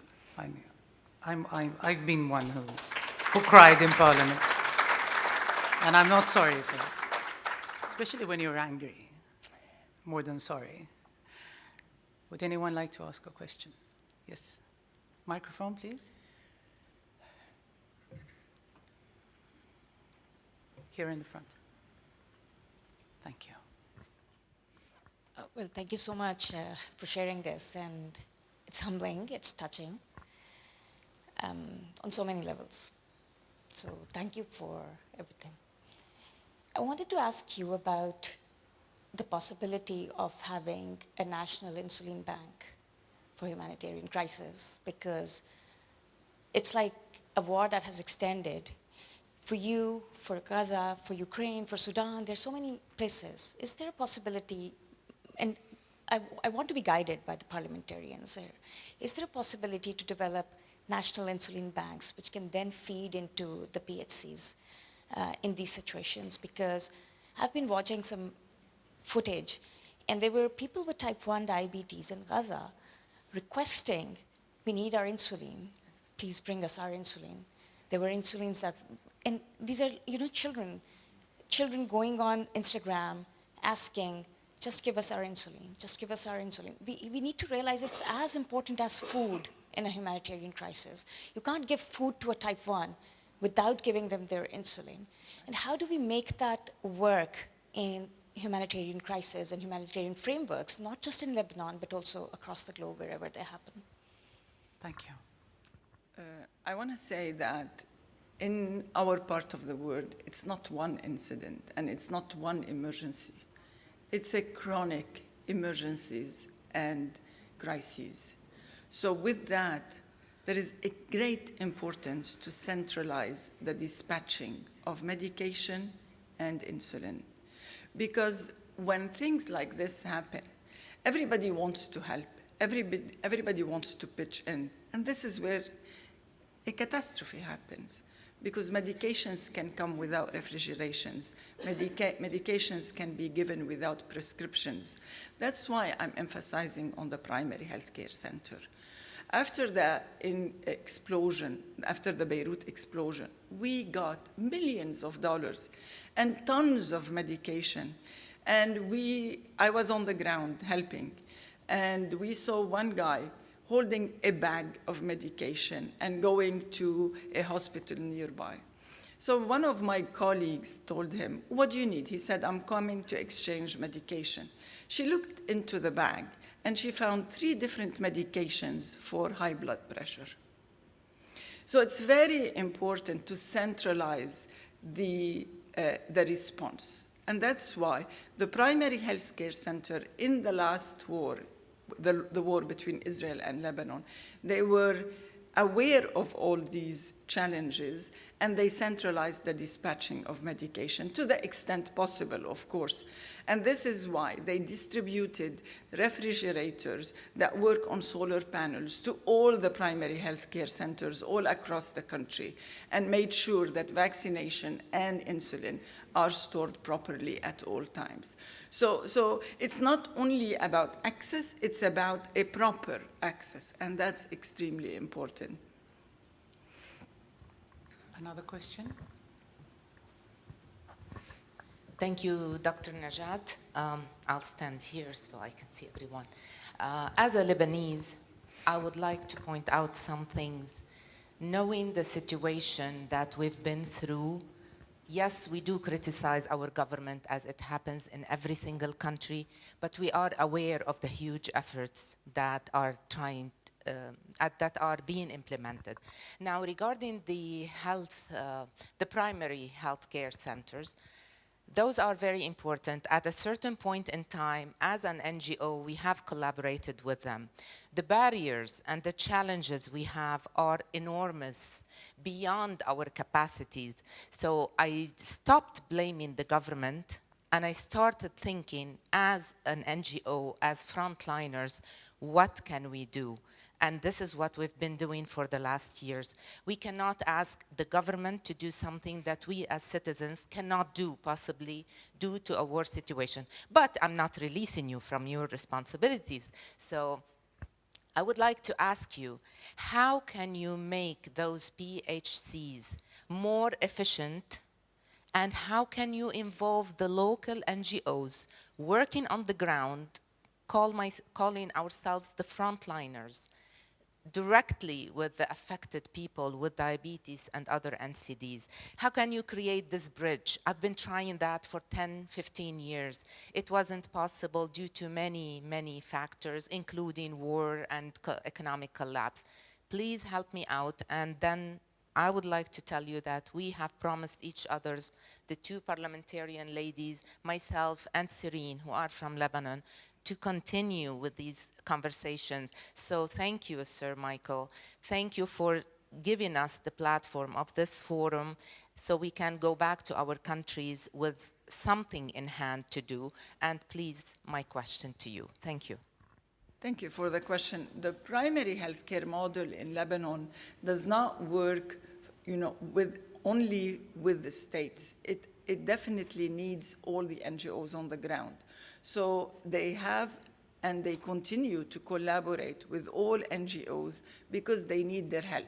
So for screening, for example, in the NGO that I am managing or I'm supervising in my district, we want NGOs' involvement. We want them to come and do screening. We want them to be aware of how many people we have in this particular ailment. So in the contrary, I think the primary healthcare center model in Lebanon have relied heavily on NGOs and their involvement in order to promote well-being and healthcare.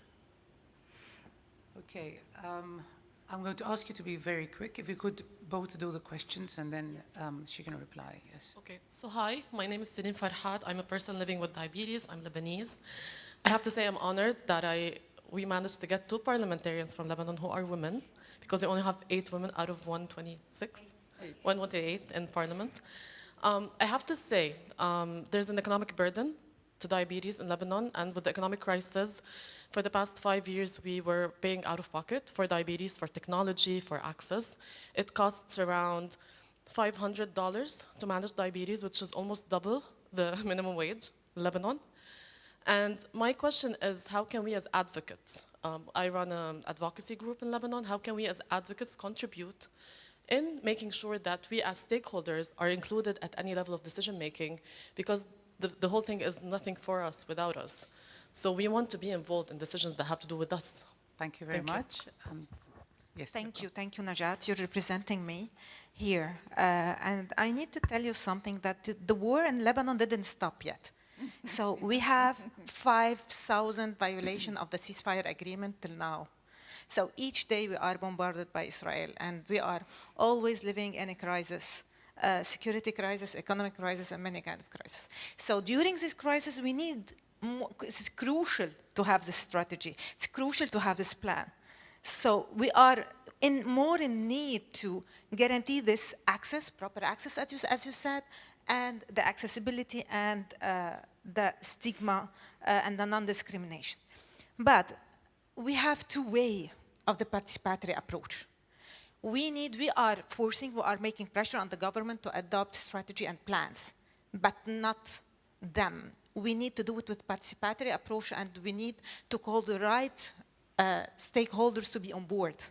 So this is why we need to pressure them to be on board writing these strategies. Without you, the strategy wouldn't be really strategy and plans. So first. Secondly, we're working on the evaluation together. We are writing a law to make the evaluation legally binding. We cannot have plans and strategy without evaluation, without seeing the efficiency and the outcome of this. So this is why we have a huge work together, and we need to be all together to face this. Especially the international solidarity is a key, while the crises are so big and we can't, as small country, afford it alone. Thank you. Thank you very much. Thank you. Thank you so much. Okay, so we're going to have our coffee break now. The second part will not be chaired by myself, but we have the pleasure to have John Bowers, who will be chairing the second part. Thank you. It's been a pleasure.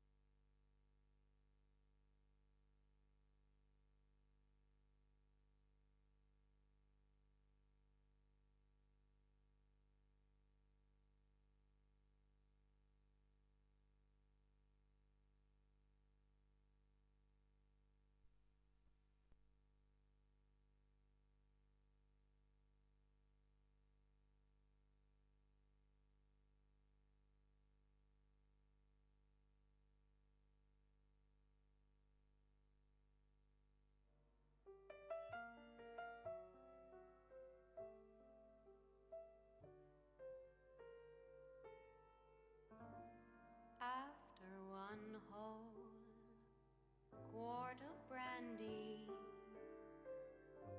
like a daisy, I'm awake with no bromo seltzer handy. I don't even shake. Men are not a new sensation. I do pretty well, I think. But this half-pint imitation put me on the brink. I'm wild again, beguiled again, a simpering, whimpering child again, bewitched, bothered, and bewildered am I.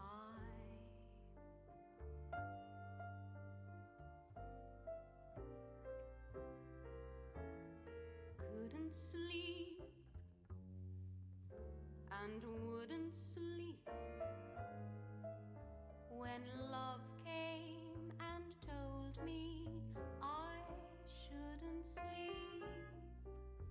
Bewitched, bothered, and bewildered am I.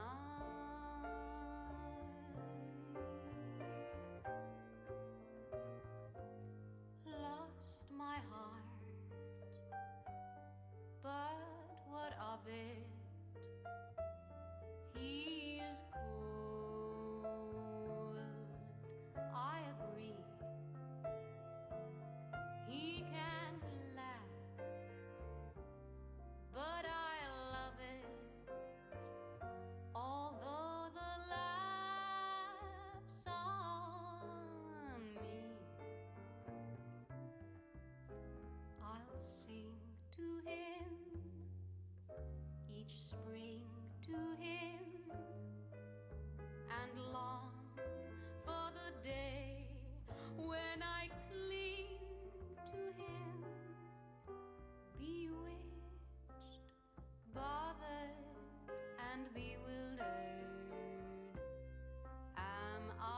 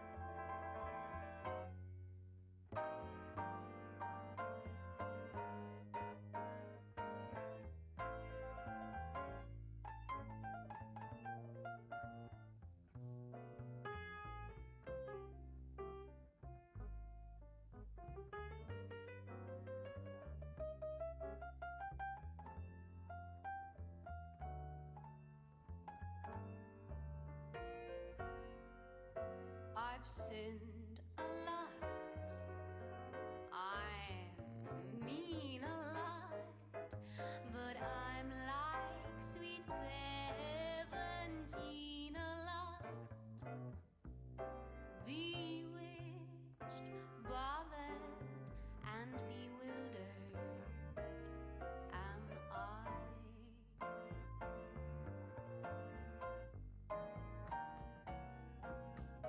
I'll sing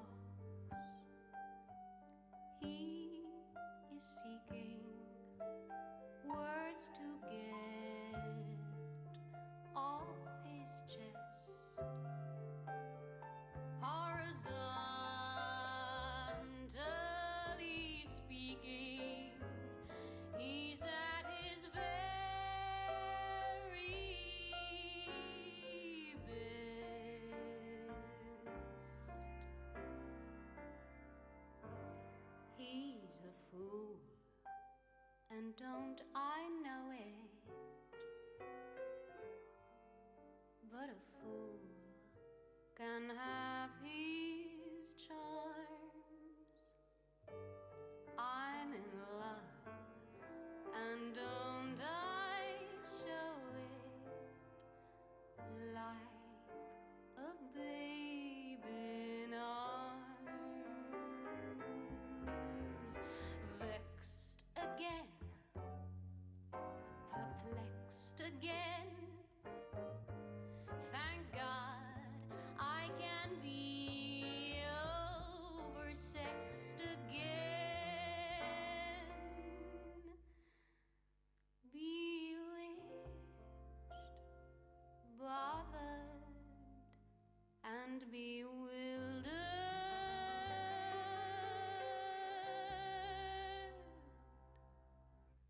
No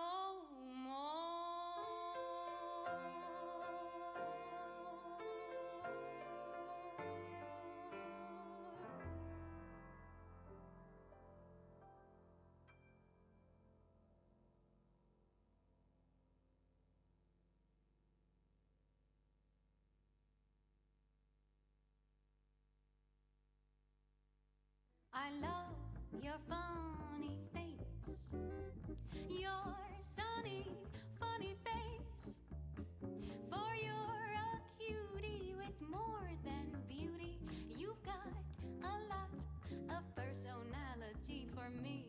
You fill the air with smiles for miles and miles and miles. Though you're no Mona Lisa, for worlds I'd not replace your sunny, funny face.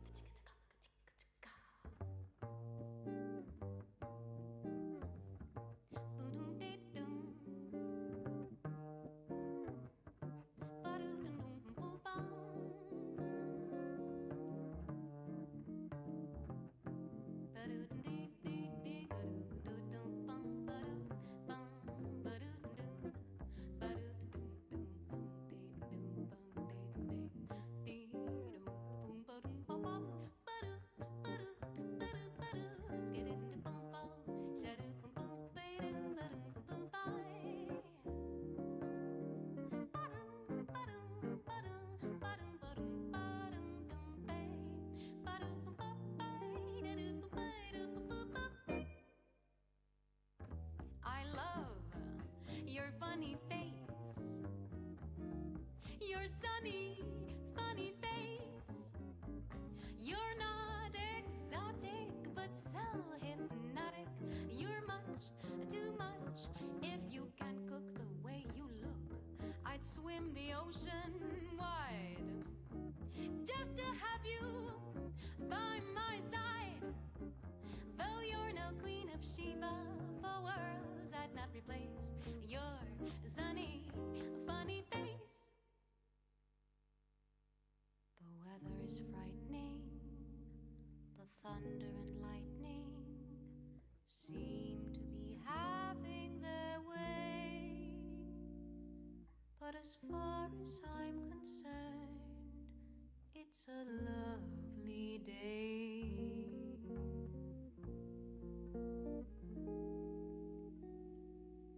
The turn in the weather will keep us together, so I can honestly say that as far as I'm concerned, it's a lovely day, and everything's okay.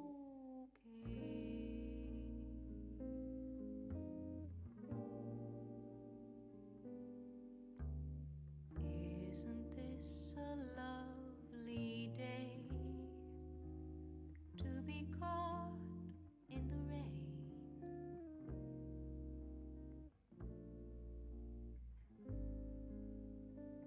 You were going on your way, now you've got to remain.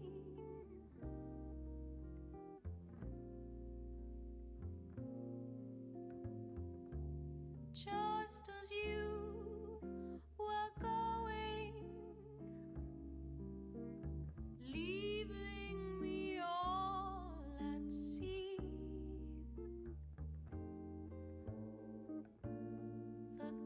hearts broke, they broke, and oh, what a break for me, dear. I can see the sun up high, though we're caught in a storm.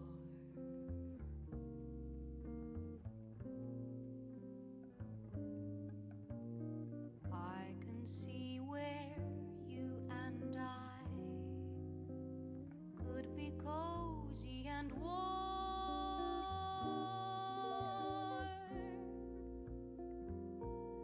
Let the rain pitter-patter, but it really doesn't matter if the skies are gray. So long as I can be with you, it's a lovely day.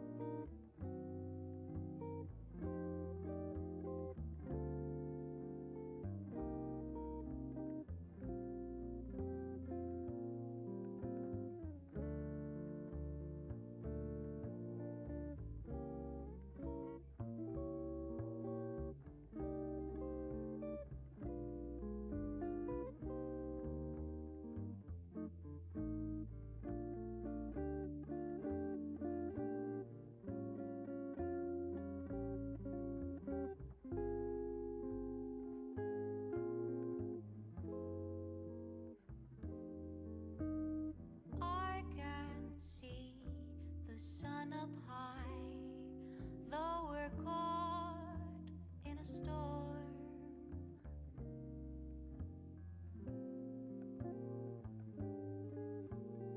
I can see where you and I could be cozy and warm.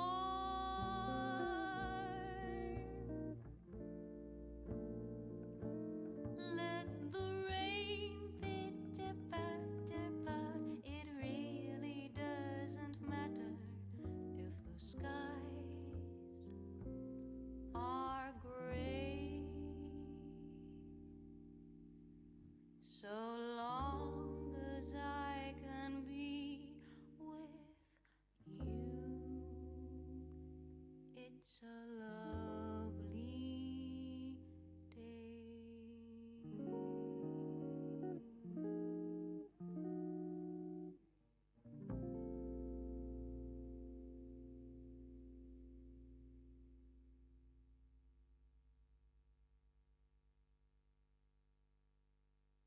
I used to visit all the very gay places, those come what may places, where one relaxes on the axis of the wheel of life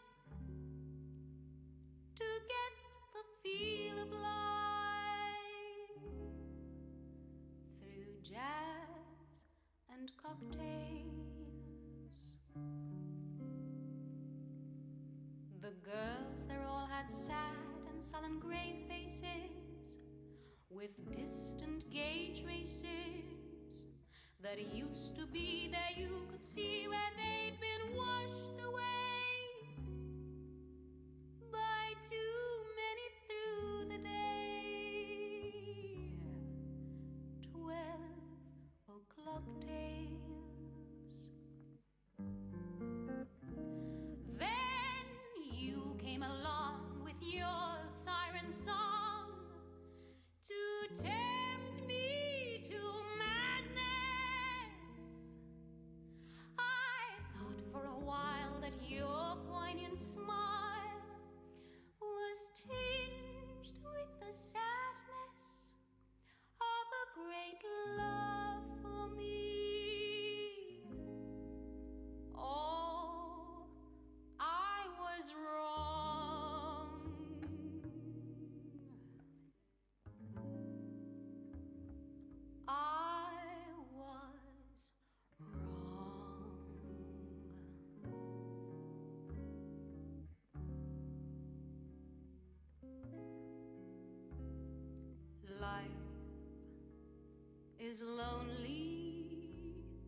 again.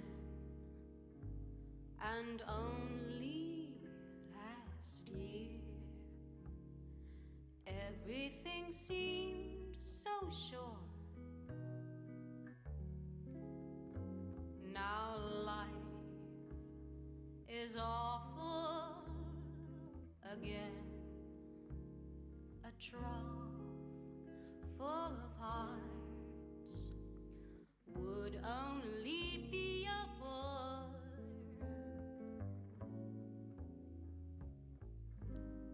A week in Paris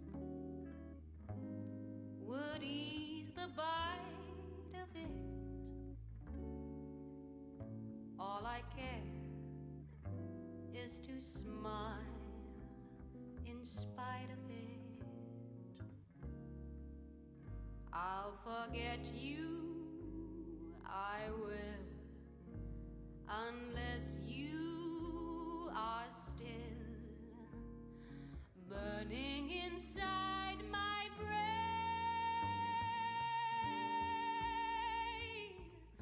Romance is mush, stifling those who strive. I'll live a lush life in some small dive,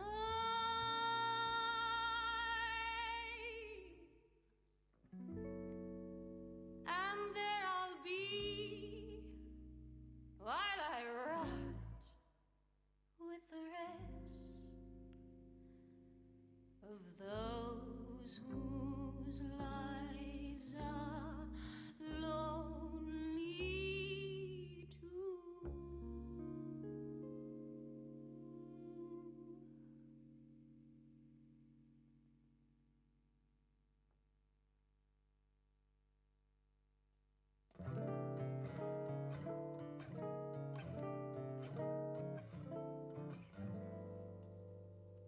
The odds were 100 to 1 against me.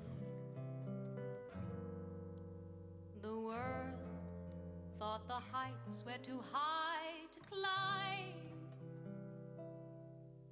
But people from Missouri never incensed me. Oh, I wasn't a bit concerned, for from history I had learned how many, many times the worm had turned. They all laughed at Christopher Columbus when he said the world was round. They all laughed when Edison recorded sound. They all laughed at Wilbur and his brother when they said that man could fly. They told Marconi wireless was a phony. It's the same old cry. They laughed at me wanting you, said I was reaching for the moon. But oh, you came through. Now they'll have to change their tune. They all said we never could be happy. They laughed at us and how. But ho, ho, ho, who's got the last laugh now?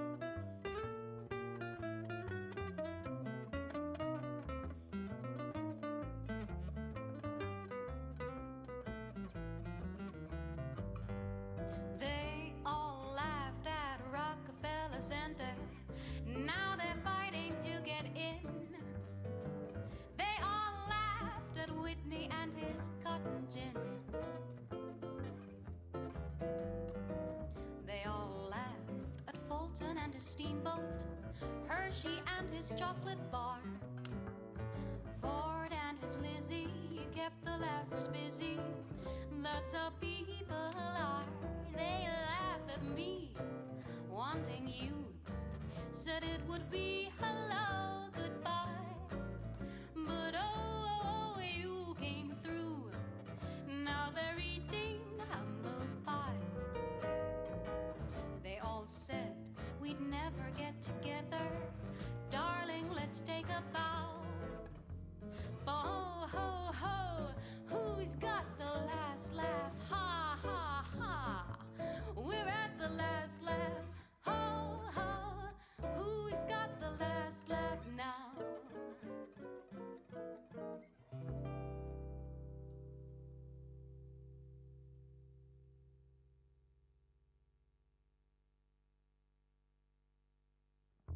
Oh, you're driving me crazy. What did I do? What did I do? My tears for you make everything hazy, clouding the skies of blue. How true were the friends who were near me to cheer me, believe me they knew. But you were the kind who would hurt me, desert me when I needed you. Oh, you're driving me crazy. What did I do to you? But do let do papa ba do beep, skip it up the beep it up the beep papa dum, shabba do booba, ba do let do ba ba ba, ba diddle do let do ba ba ba do let do skid do that, ba diddle diddle ba do ba do. Be do dee dee dum boom doo doo doo, sabba do do ba let do do ba me do that, she diddle do be do dee. But if it a beep, sabba do do ba bay, but if it a bang, they do ba do ba ba, but we did skid dip do boy, but if it a beep, ba do bum, ba do do ba wab ba dip wab, then no, you know ba do bum, ba do bum.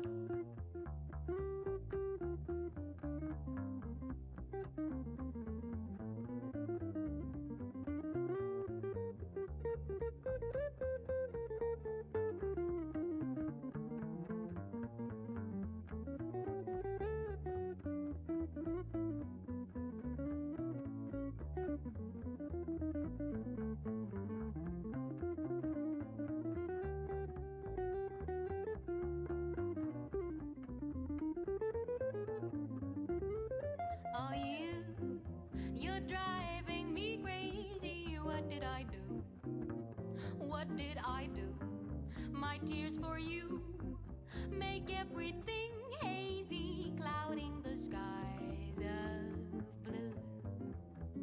How true were the friends who were near me to cheer me, believe me they knew. But you were the kind who would hurt me, desert me when I needed you. Oh, you're driving me crazy. What did I do to you?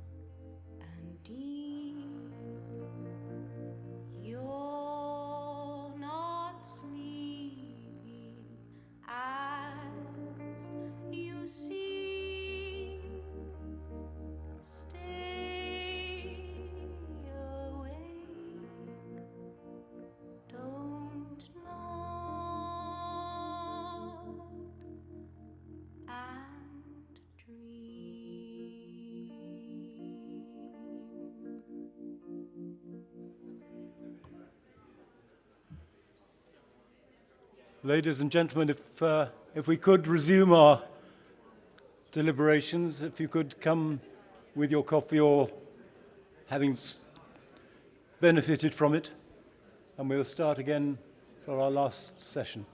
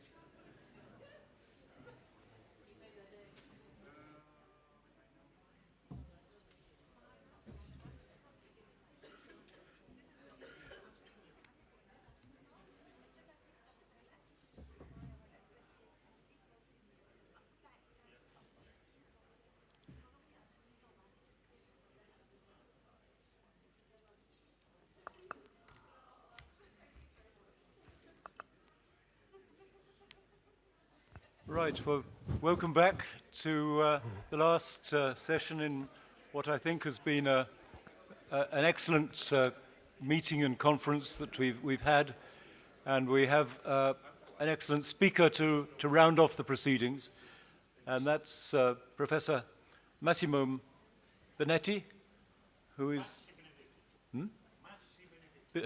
Massi Benetti. A lot of Massis and Benettis in there, but you're very welcome. And he's somebody I've known for a good many years in our work, particularly from my time in the European Parliament, and his time caring for the policies of diabetes. And he's going to talk to us now about the sustainable data collection and monitoring. The floor is yours. Thank you very much indeed. Coming from a place close by Rome, I do prefer to be in the arena than just on the podium.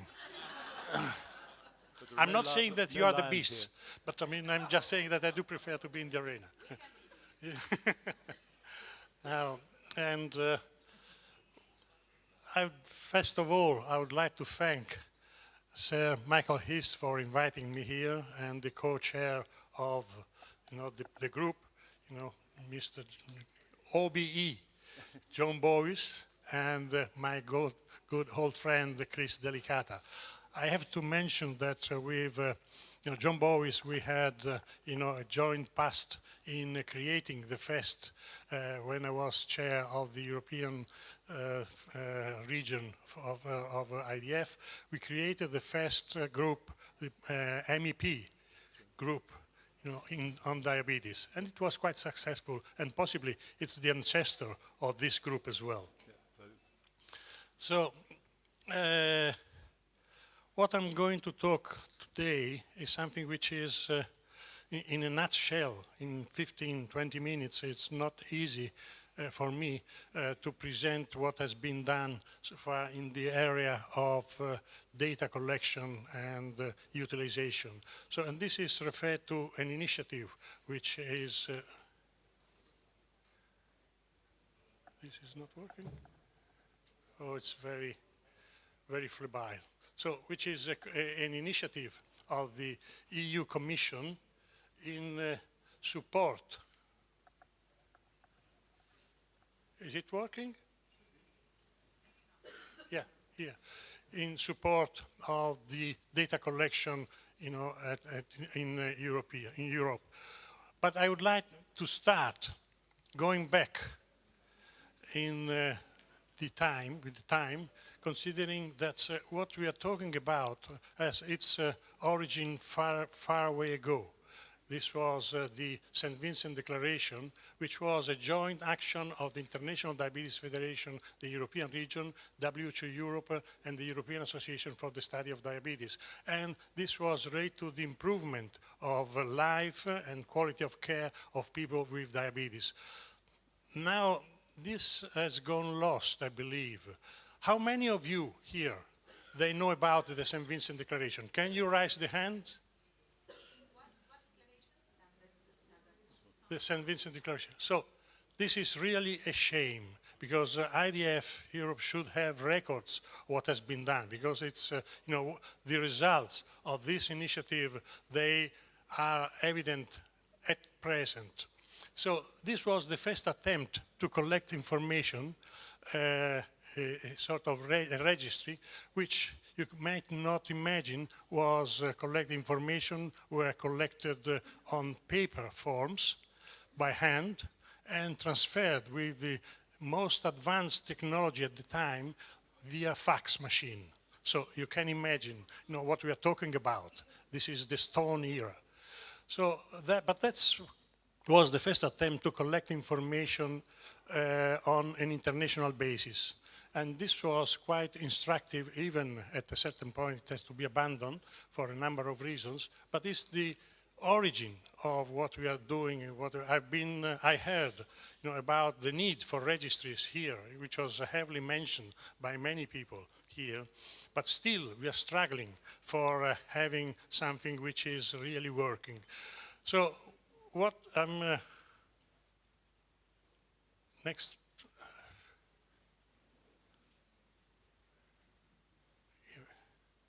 So this is isn't it working, this one? It slipped back again. Here we are.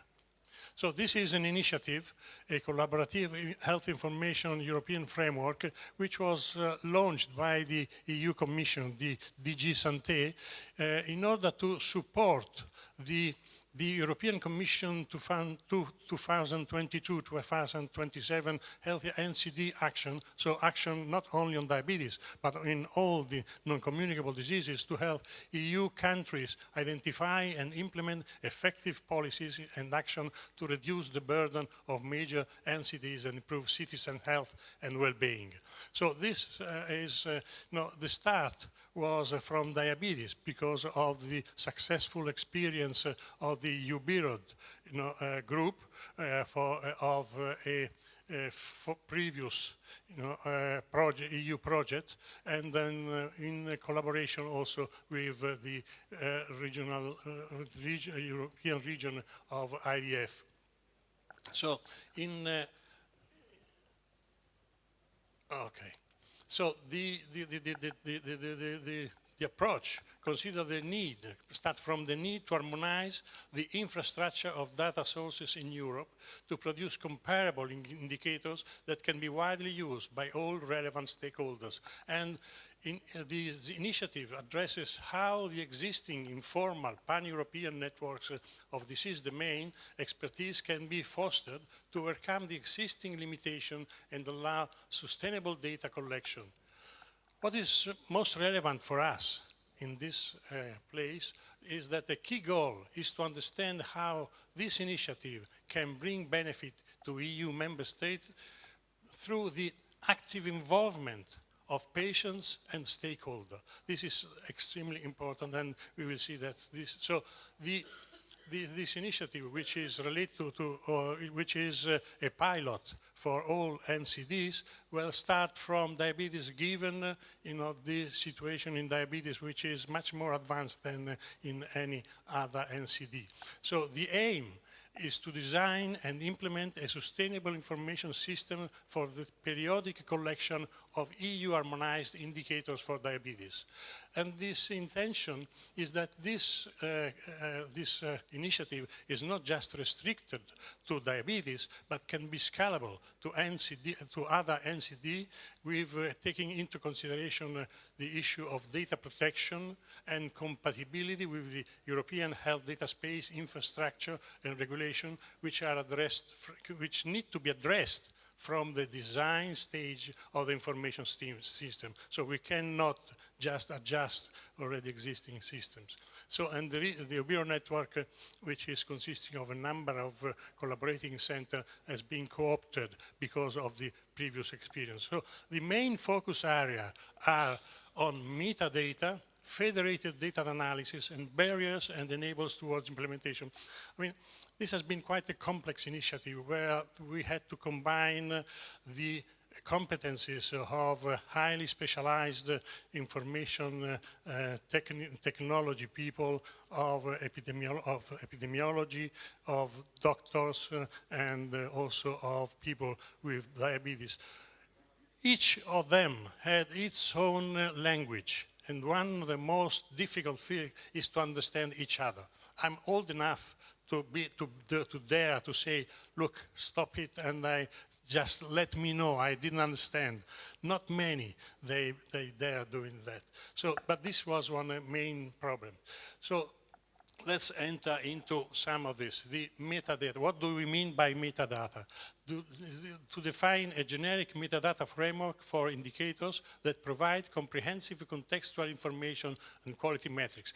This is something, very obscure.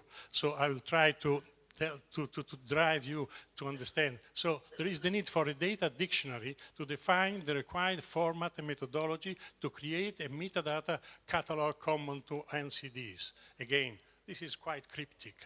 And then we need to, first of all, to agree on critical indicators for diabetes, having, as a target indicators for epidemiology, prevention, diagnosis, treatment, and outcomes. So, and we need to identify which are the commonalities between diabetes and other, non-communicable diseases. So, but let's enter a little bit more into the meaning, the descriptive meaning. Metadata, what do we mean? Data are data that provide information about other data, but not on the content of the data itself. What does it mean?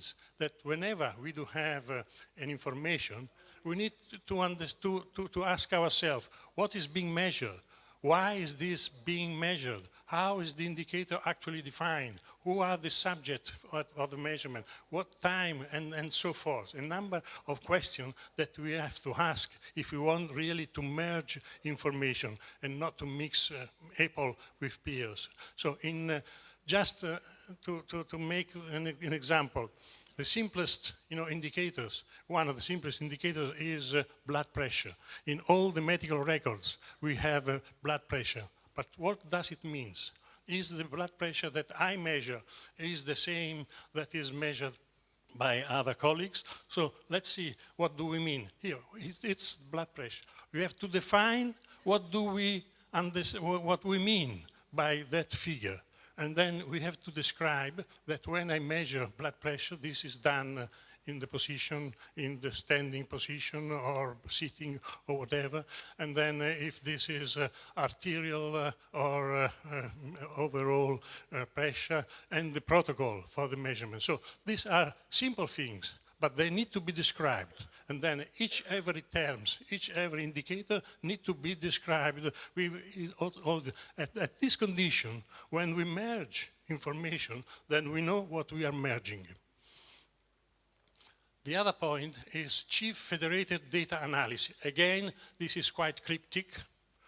The activity proposes a set of analytical solutions for a federated data analysis framework that carries out longitudinal cohort analysis on NCDs at local level and aggregation at EU level, effectively using multiple data sources, moving from silos clinical registries to multiple BDD. So there is not such a thing as a big brother. We need to rely on what is produced at local level. The information system at the local level, they have been developed according to many opportunities that are completely different. What we need to do is to make this local databases compatible one to the other. So we have to mix the apple with the pears. So from one register, we can map the information according to the metadata. So we know what we are talking about in each. And then according to a standard, and the statistical analysis of the information produced at local level, they are analyzes at local level. The statistical analysis is at the local level. At the local level, there is a local report of already digested information, which are harmonized with the information coming from other databases. So in this sense, we can protect privacy, and then we will see how. So the information that is aggregated at a higher level, so from the local level, regional level, national level, and what is even more difficult at international level, is information which do not include sensible data or personal data. It's just already digested information, so it's aggregated data, which then allow for cross-border transfer of information, and to produce, global reports at international level. So this is the concept of the federated data analysis. So do not create a big brother at international level, but just create something which is protecting the privacy. And this is the next area of interest, which is enables and barriers towards implementation, which I have divided into two different areas. One is related to quality-quantity analysis and data protection, data governance, ethics, privacy, and interoperability. And the other one is the patient and institutional involvement in framework. So in terms of data governance and data protection, here we are. It has been created an IT platform for privacy, interoperability, and engagement performance assessment, which allow to evaluate the level of privacy, interoperability, and engagement, which is performed in every center, according to a number of indicators. Now, this allow to compare this towards the overall average of this of what is done in all the centers, or you can even compare different centers according to the parameters which define privacy, interoperability, and engagement performance. So this is the method that has been adopted for the privacy protection. The final part, which is of interest, is divided into topics. One is related with, both are related with people with diabetes. One is to secure that information that matters to the people are included in the databases. So in other words, here we are. We need to consider, what the patient-reported outcome measure, the PROMs, that they need to be given the rank of hard indicators according to standards that we will see, which is this one, standard of the ACHOM. So, well-being, distress, and all this type of personal information, they can be measured. They can be compared at the same level as for other indicators that were considered more traditionally more hard, which is glycated hemoglobin. So we can measure the level of distress and compare the level of distress, and this is part of an overall. But the next point is the involvement. Is the involvement of the people with diabetes, or the stakeholders, in the design, management, and evaluation of information system. Through the analysis of the literature, the involvement of people with diabetes in this true part of the design and management and evaluation of registries is really negligible. The people with diabetes is always playing, if any, the role of underdog. They just stay in a corner. I'll tell you, I'm an informatician. I tell you what to do, what is to be done. I am a clinician. I tell you what is to be done. But why don't we claim I'm not a diabetic, but I mean, what it's not claimed that I'll tell you what I mean, what I need to be measured. So this is something that has been taken care of, even in the most advanced systems. Still the role of the people with diabetes is not at the same ranking level of the others. Epidemiologists, they know by definition, they know how to do, they know what is necessary to be done, but which is not the case. So what is relevant is that the people with diabetes need to be involved since the beginning in the design, the management, the evaluation of information system for the identification of specific needs, for the proposal of best methods for collection of personal information. We know that there is continuous glucose monitoring. This is precious information. This information needs to be classified, collected, and analyzed. And I'll tell you, I am collecting this type of information. It's not you as a statistician or information technology expert to tell me what do I mean by that. So the real-time evaluation of healthcare performances is absolutely useless to have feedback information in 5 years' time. I need this information immediately. Because this is part of the registries, they need to be part of healthcare delivery on a real-time basis. And the other point is that there is not, needs might be different. We do have a condition, diabetes, which is equal for everybody, but the needs of people, they might be different according to the different location, according to different cultures, and then we need to be flexible enough to respect these needs and collect information accordingly.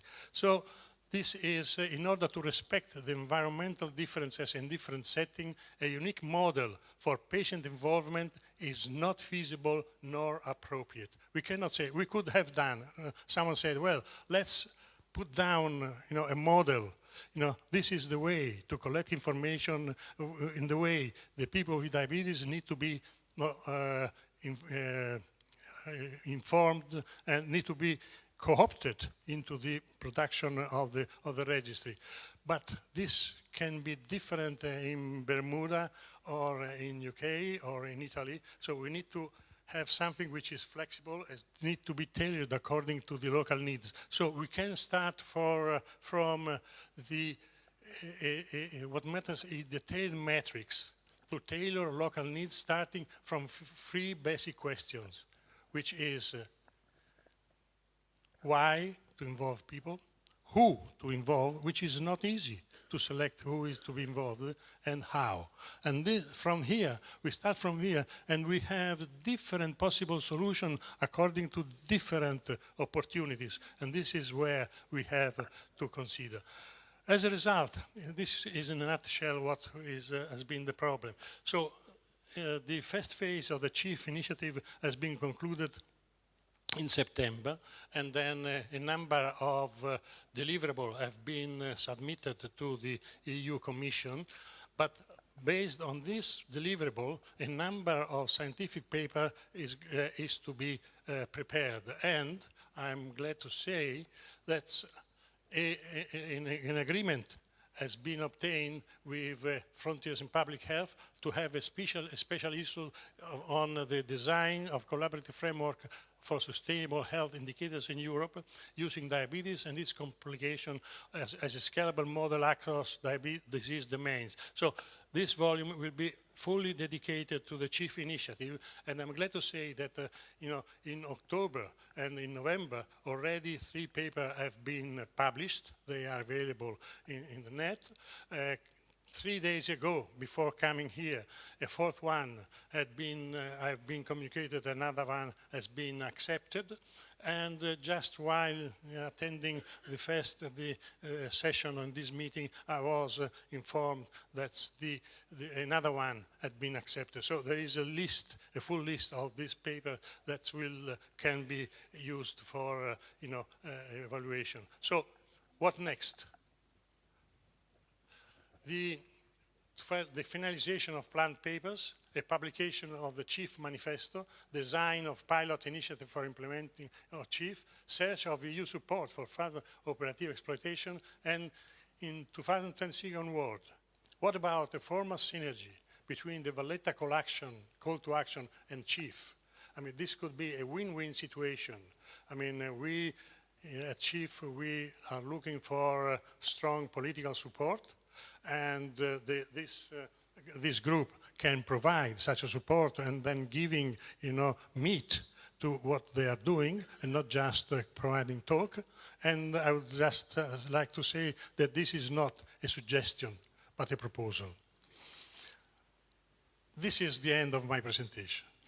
I would like to point out a thing that has nothing to do with what I've been saying so far. Now, there was, once upon a time, there was an IDF policy on semantic. And then we know that the devil is hiding into the details. We still understand the wording from the colleagues, my diabetic patients. So this is a pure discrimination. Nobody belongs to anybody else. If I say you are my patient, that means that I'm here and you are there. My diabetic patients, I mean, they are human beings. They cannot be labeled. One can have diabetes, but not to be diabetic, which is a great difference. And the final one, diabetic patient, I mean, again, we are talking about people and not human being people and not about patients. So this is a pure discrimination. Other categories have succeeded, not in the healthcare system, but in the society. Just let's, make sure that nobody would be allowed to use this term anymore. Thank you for your attention.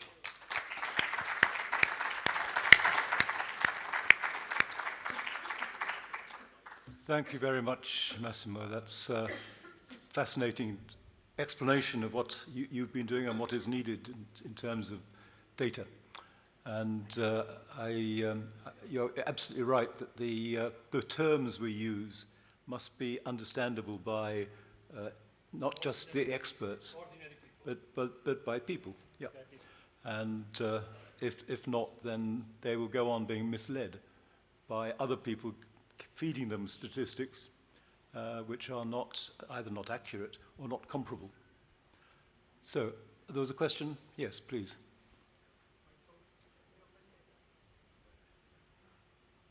Yeah, the microphone. Sorry.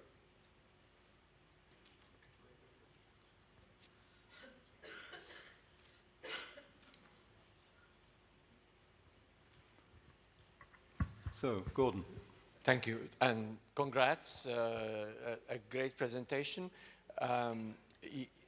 Mine is just to invite you to extend a bit. You whetted our appetite on the link between Chief and the European Health Data Space. I think there's a lot of potential for diabetes and for all chronic diseases in the European Health Data Space. Where do you see the bridge? How have you considered it in your group? I'm very, very interested to see how the new opportunities can be exploited. Thank you. Well, and congrats again. Chief is part of the European data space. So we are offering, something. It's up to the European, which is a cloud, which is, then that's why there is the need under this umbrella to create opportunities if we feel that this is okay. So this is absolutely part of it.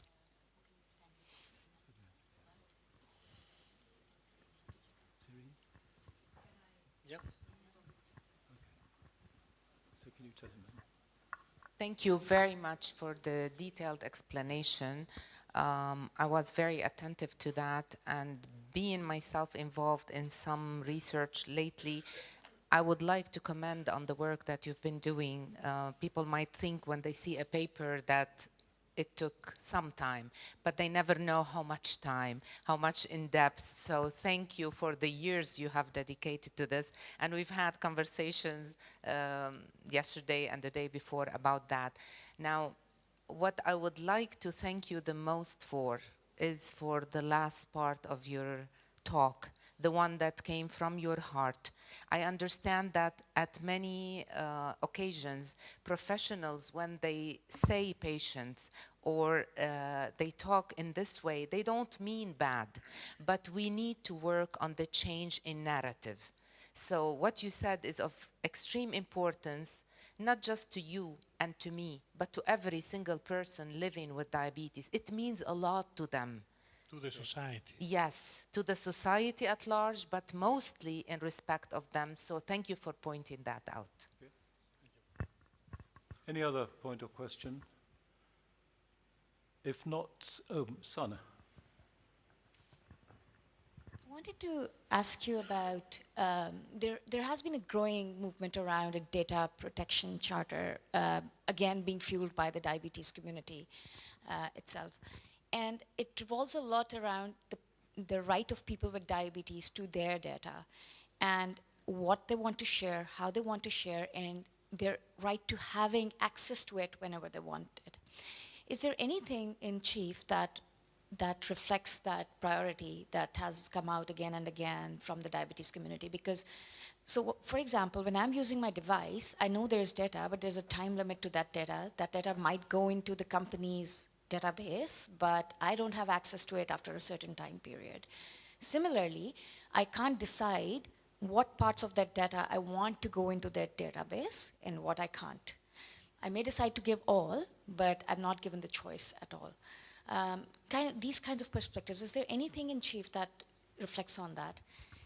Yeah, I mean, it has been done and in deep, evaluation of the existing regulatory, issues, and they have been merged for the data collection system. And so we are not making policy. We are just describing what's happening, and then if there is anything which change, so this type of questions, I mean, they might already be into this, literature. If not, then we can point it out, and that's why I'm asking for the synergy. This is a political point to pretend that the existing regulatory norms, they are adjusted according to the needs of the people. So we can only, assume that's what has been decided. We cannot go against, the existing regulatory norms, but we can suggest, by talking about, and then, so this is not the role of this project. I mean, to do something new. But if this type of, the ones who have been taking care of this area, they are people that they are monsters. I mean, I do not understand what they are talking about. And probably, they did enter, I can inquire if there is this type of possibility or not. But definitely if there is, then this is already on board. If there is not, then we need to take action to make sure that this is happening. Good. Thank you very much. Thank you very much indeed. Now we move on to what is the final sort of section of our meeting, which is to do with the declaration, which is on the board there. You've been seeing it and signing it for the last few days. And in saying we should now do a bit of multitasking, while I go on speaking, I'm very happy that people slip up here and sign the declaration if they haven't already done so.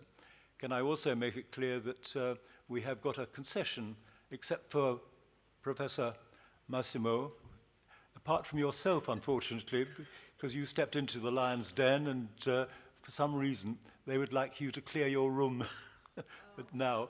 Whereas everybody else, we have good news that we have negotiated at great cost to personal cost to our team of staff that you can vacate your room at 1 o'clock and not at 12 as they say on the instructions. So with that in mind, let's move to the last declaration. And we've had reference several times to the St. Vincent Declaration, which was of 1989. And then 10 years later, I think there was the Istanbul Declaration. And now we have the Valletta Declaration. And we hope it'll go down in diabetes history and health management history as important, and perhaps bring into reality those other declarations that we've had. Let me just say a word about the declaration and put it in personal terms. We've had various people standing up here and saying how they came to develop diabetes and how it was spotted. Well, I can tell you that mine was spotted by a garage owner. I had a problem with lymphedema, and that didn't seem to be curing. I had something like an iron bar down my leg. And a friend of mine who runs this garage said, "Do you think you've got a blood sugar problem?" I said, "I haven't the faintest idea, but I'll ask." Next time I was in the diabetes specialists, I said, "Do you think that's a possibility?" And they said, "We don't know, but we'll test." And they did, and they said, "Yes, you are. You have type 2 diabetes." So it comes at us from all walks, all shapes of life, and unexpectedly, very often, as in my case. But my background, of course, is political. It's parliamentary. And I moved from health to transport in government. And when I went to transport, I thought, oh, that's a pity. I shan't be doing much to benefit the health of the nation. In fact, I realized quite quickly that wasn't the case, because we managed to get our road accident figures down. And I thought I was doing rather well and went into the members' tea room in the House of Commons, expecting to be applauded. Instead of which, my colleagues from the Department of Health said, "Oh, you've wrecked our policy now. Where else are we going to get our organs for transplant?" So I did say to them, "Well, what do you want me to do? Just cancel road traffic speed limits and see if we can top up your supply." But it is a moment that I realized that there are connections across policies in government and in local government and in every walk of life between, as unlikely as it may seem, transport and health and so forth. And so we need to get a wide coalition of supporters, not just those who are have expertise in health, but who have expertise in policy making. And we can help them develop that policy making to make sure that health benefits as well as everything else. Well, you heard from Massimo that in fact, together with my Irish colleague, Mary Benotti, we formed the diabetes interest group in the European Parliament. And we realized that there was a lot of education needed from our colleagues, some of whom had diabetes, some of whom had family members with diabetes, but most of whom had not put it up their agenda at all. And we had to attract them to do so. So we put down a written declaration in the Parliament, and we worked closely with the European Federation for Diabetes, and we persuaded over a couple of weeks 50% plus one of our colleagues, MEPs, to sign this declaration. By doing so, that plus one majority, that made it a policy of the Parliament. And it meant that the Commission had to come and answer for what they were doing in that. So that's another example of tactics must be thought of, and it shows the importance of forming groups of parliamentarians in your parliament, in your second chamber, in your European community or wherever, and putting pressure on, firstly, the public to understand, and then most importantly, the policymakers to understand and to do something about it. We went on from there to use the opportunity that had been given us by Mickey and others in the declaration that there was be a World Diabetes Day, UN Day, and that gave us the opportunity. So we, again, working with the Federation, we invited children to come to Parliament, and children with diabetes of various ages and different countries, and they would apply to speak to their national members of the European Parliament, and in so doing they would help to educate them. They would understand themselves more about their condition, and I can tell you that very few members of any parliament will resist being photographed with a child who's brought a message to them. So use the emotions. Let's never forget the power that they can bring. We also then did, and I think it was Chris Renard who was talking about the need to have testing of parliamentarians. Well, we did that in the European Parliament. We worked closely with the medical services and so had a team of doctors there and nurses to do the testing. And a lot of members of the European Parliament came down to be tested. We wanted to make sure it was eye-catching, so we invited the President of the Parliament, the President of the Commission, and the Commissioner for Health, all to come and be tested publicly. And they did. I have to say, one of them was reluctant.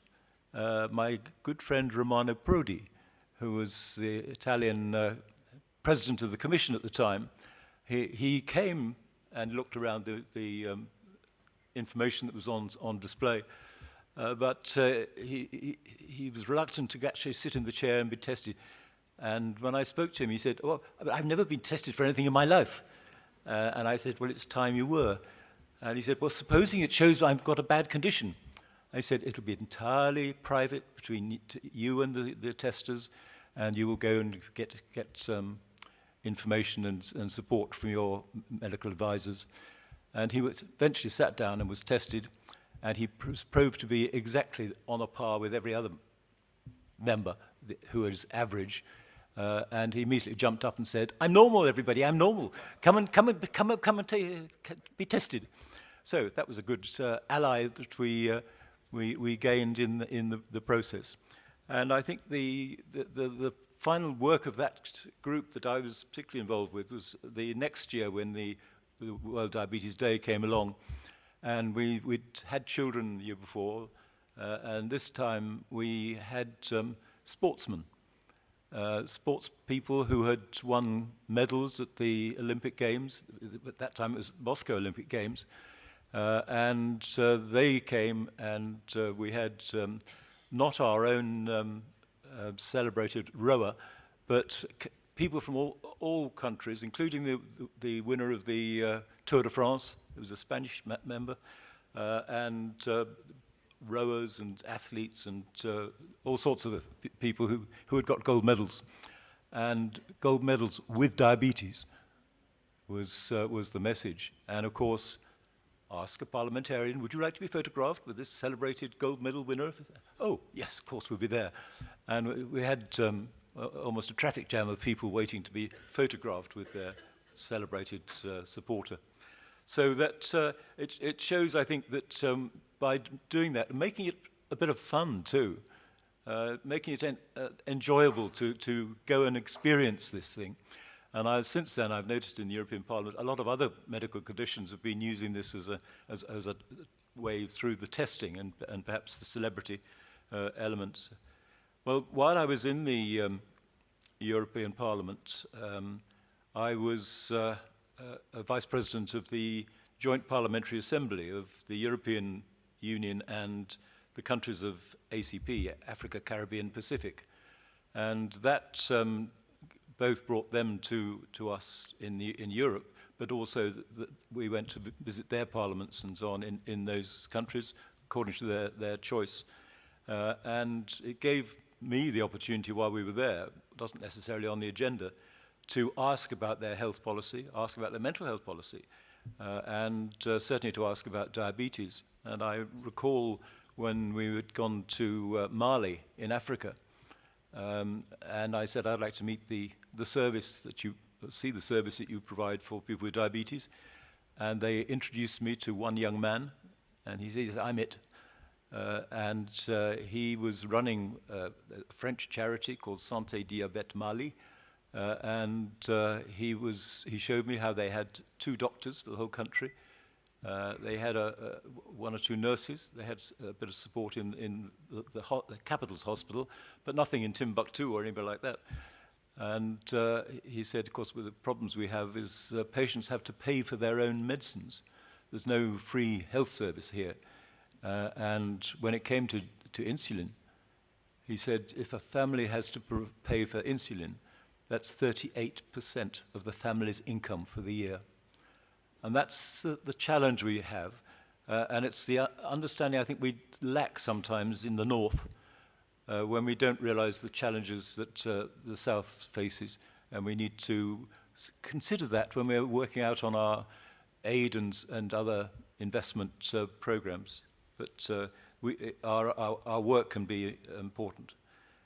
So these are all elements that I've experienced that you'll find in the declaration, and you'll find it in the fuller version, which is on page 18 of your conference program. And so much is to do with the access to treatment, the access to medicines, and the issue which you've heard this morning of refrigeration and so on, which is fundamental to having effective medication available.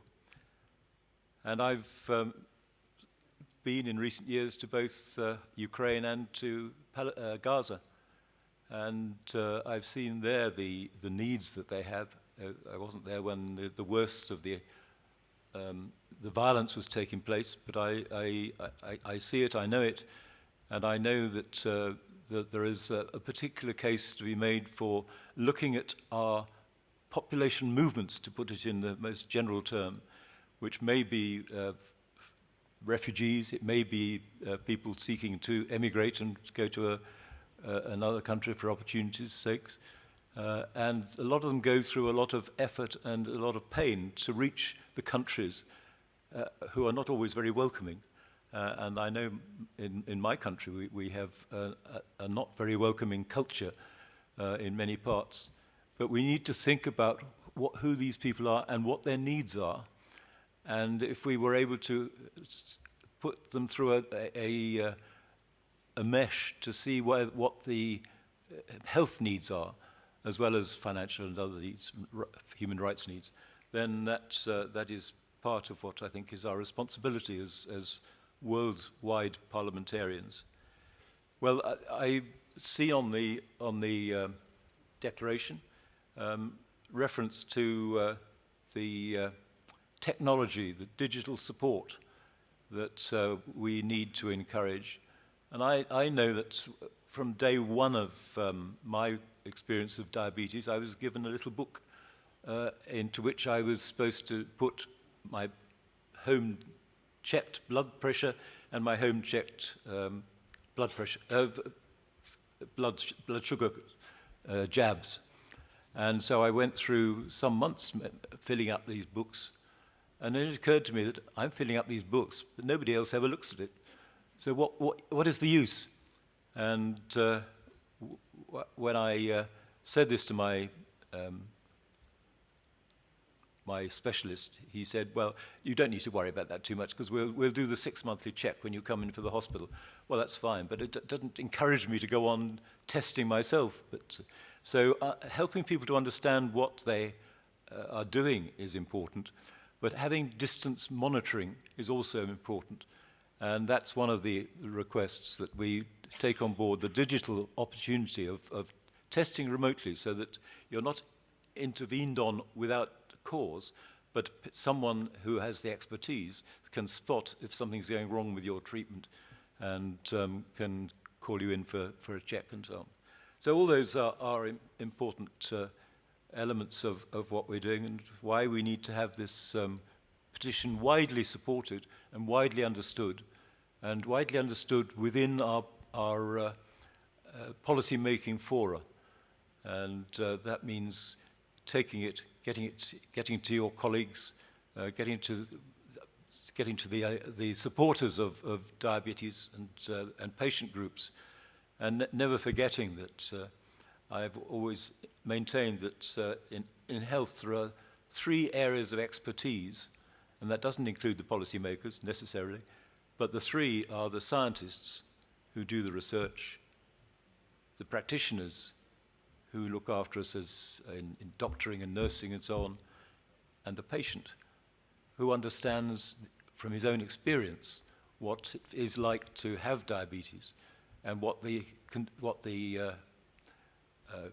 treatments are like and which ones he feels comfortable with, or she, and which he needs to adapt to his or her own particular needs, wishes, and hopes. So the only other thing I think I would say is that when we're talking about educating the public, we very often talk about educating children, and that's right, because if a child with diabetes is going to go into a mainstream school, it's important that the other children understand what the condition is and how you can help. And most children actually do want to help. I always remember my own daughter when she went to university, and one of her fellow students was blind. And she said to me, you know, it's so difficult. I don't know when to intervene, when to touch, when to ask if I can be of support, or whether that's too much for the individual. And that's the sort of education we need to help people to understand, and then they'll be able to intervene effectively and non-intrusively. And the one group that I remember coming to see me in the Department of Health when I was a minister there was child carers. And these are children who care for adults. And there are a lot of them. And they came with the support of the organization that's running this.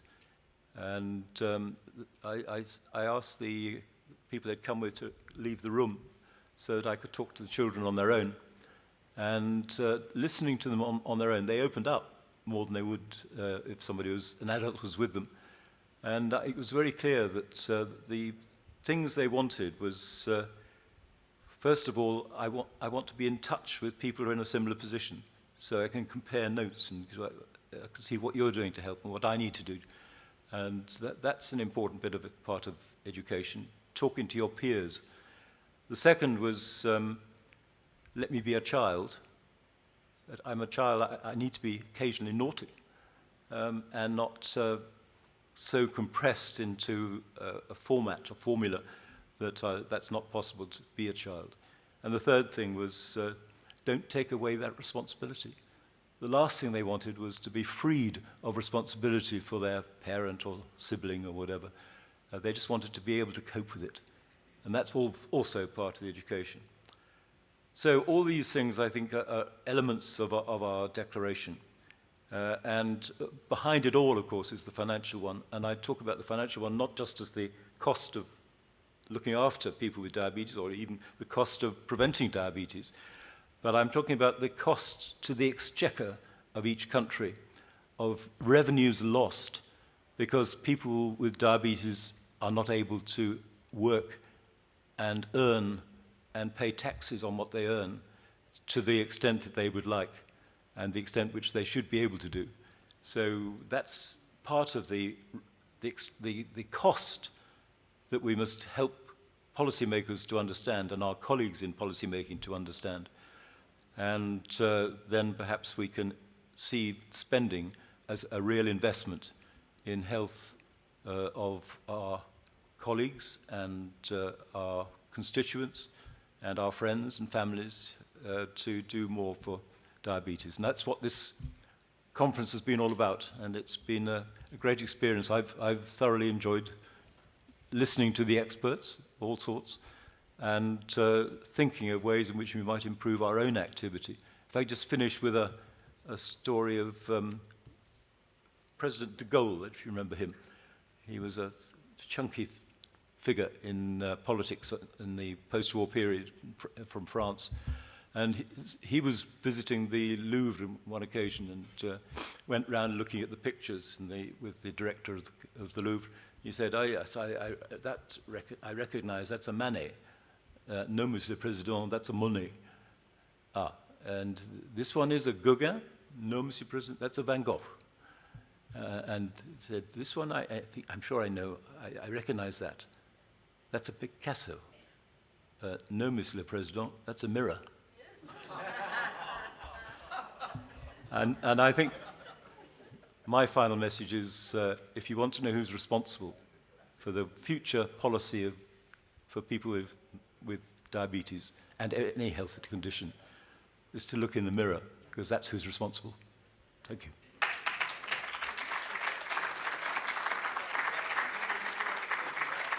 Yep. Thank you, John. Well, ladies and gentlemen, we've got to the end of the forum. The time has just sped by, but I think it's been a very positive and a very happy occasion, and I'm very grateful to everybody who has contributed to the success of it. Forgive me if I just run through a number of people who merit special thanks. First of all, can I thank the speakers? I've been very impressed with the quality of the presentation and the evident time that has gone into their preparation. It has been a very, very helpful and useful thing for all of us to hear about current developments in diabetes, and particularly the contributions that have come in the country reports, hearing what is the state of diabetes and the challenges around the world. Can I thank the sponsors, because without their support it wouldn't have been possible to stage this event. Sanofi, Roche, Dexcom, and the Malta Tourism Authority. And I really must also say there's a private foundation that contributed at a time when the finances looked slightly ropey, and I went to see a wealthy friend who chipped some money in for the event. I'm very grateful to him and to the others. And I'm grateful to the government of Malta. They really have, they've stepped up to the plate, and how last night's gala dinner was a wonderful, a memorable occasion, and made all the more so by the fact that it was honoured by the presence of the acting president, by the health minister, and by, of course, our guest of honour, Baroness May. The collaborators who've worked with us are very much appreciated. IDF, and I'm personally sorry that Peter Schwartz is not able to join us, but I see that Jackie has forged his signature at the bottom of the declaration. And I'm perfectly certain that had he been here, his name would have been prominently signed on it. DDoC, who have been so helpful in live streaming. Sana tells me that 8,000 people were following the World Diabetes Day event on Friday afternoon, and that's fantastic. PDGN has never had that extent of exposure in the past. I thank the colleagues in IDF Europe, Elizabeth and Sabine, for all their help and encouragement. And the Malta Diabetes Association has been wonderful. For me, it's been a very happy thing to catch up again with people like Moira Grishti and Anna Zamet-McKeown. And the young people from Malta Diabetes Association, the volunteers who've been manning stands and helping with microphones and everything like that, they've done a great job. Thank you very much indeed to them.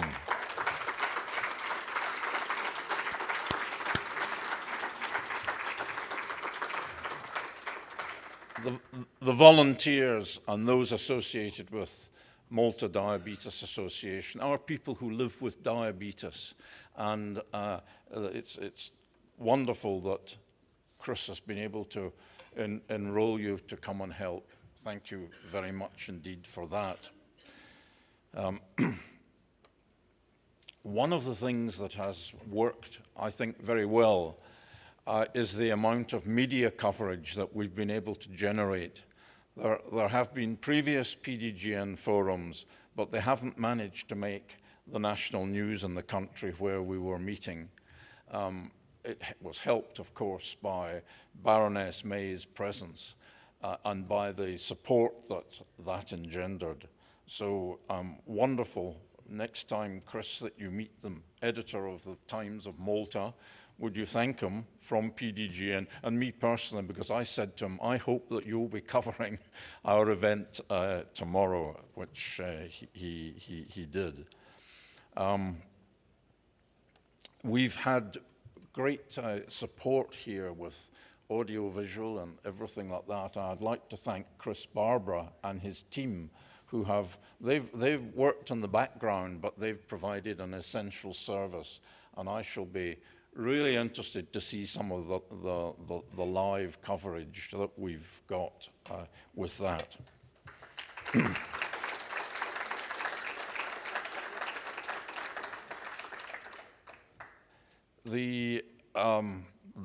I've mentioned the volunteers from Malta Diabetes Association, and I just want to reiterate that thanks, because we've had Claudette, a valued colleague in PDGN, and Chris have been coordinating their colleagues, members of the Parliament in Malta, the MEP, Roberta Metsola. It was thanks to the Malta Diabetes Association that she was encouraged to send the message of support and good wishes. A lot of work has gone into the preparation of this, and I would like you, Sana, to come forward. I would like Cyrene to come forward. I would like Dr. Asim to come forward as well. That's the core.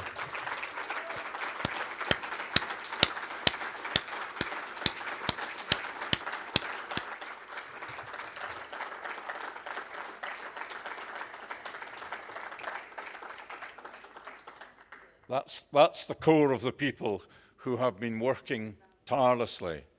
And Sana, I have to say this to you.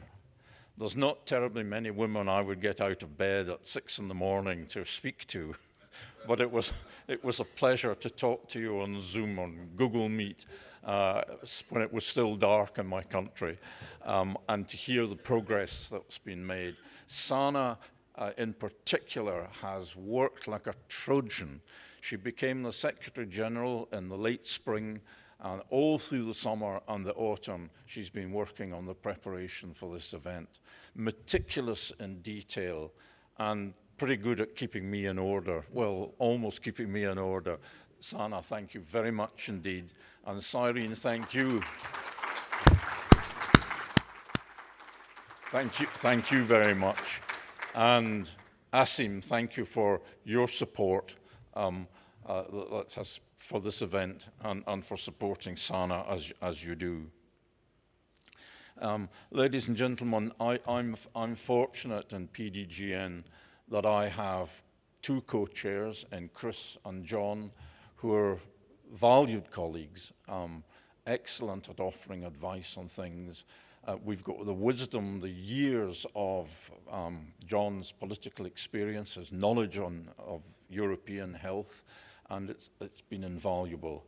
And our colleague, Claudette, who's the chair of the European region, thank you for all you've done, both in Malta and elsewhere.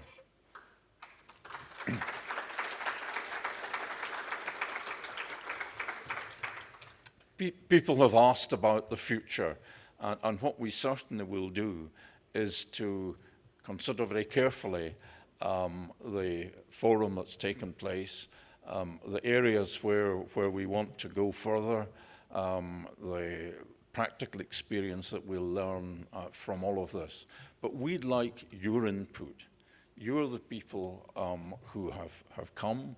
I hope that the event has been up to your expectations, but we will only get better if you tell us where we can improve or what we can do more, and any suggestions for the future will be warmly appreciated. And there's one thing that I would like everybody to be prepared to do, and that is to fill up the form in the booklet, particularly the one bit of information that's really useful, and that's on an alternative email address. Because one of the problems that we've encountered is that a lot of emails land in people's inboxes and perhaps get diverted because the addresses don't match with the constituency boundaries or something like that. And being able to make sure that we can contact you is of vital importance. PDGN is an organization which by definition has a significant churn in its membership.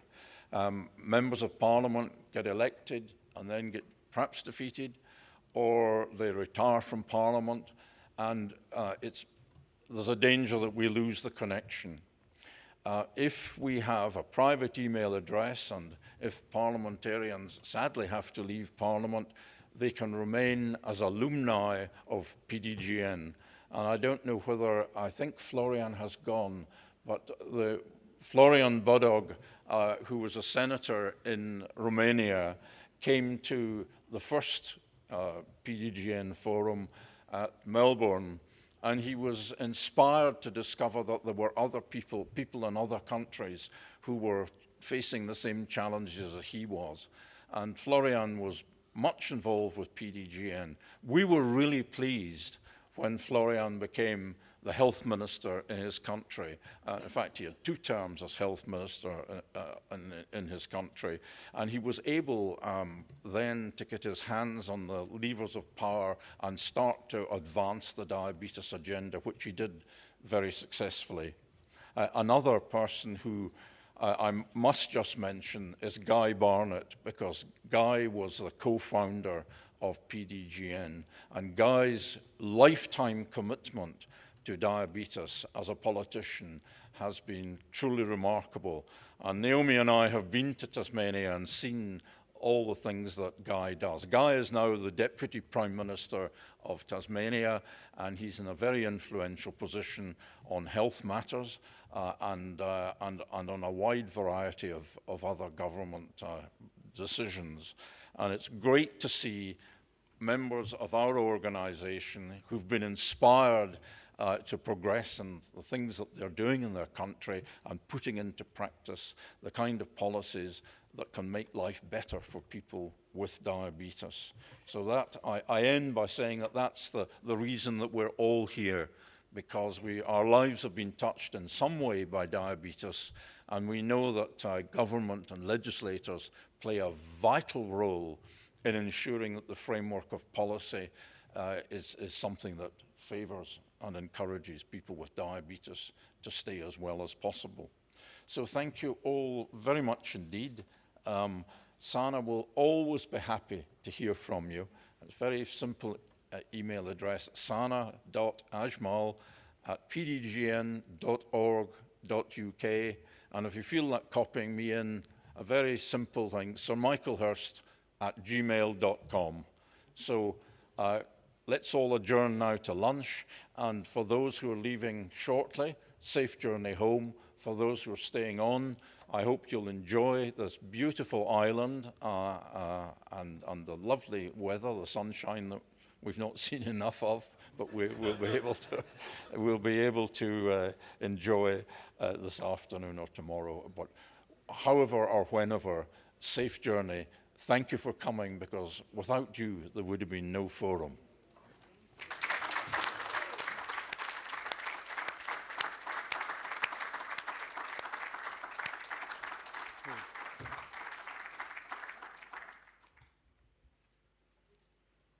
È finita la commedia. Thank you, everybody.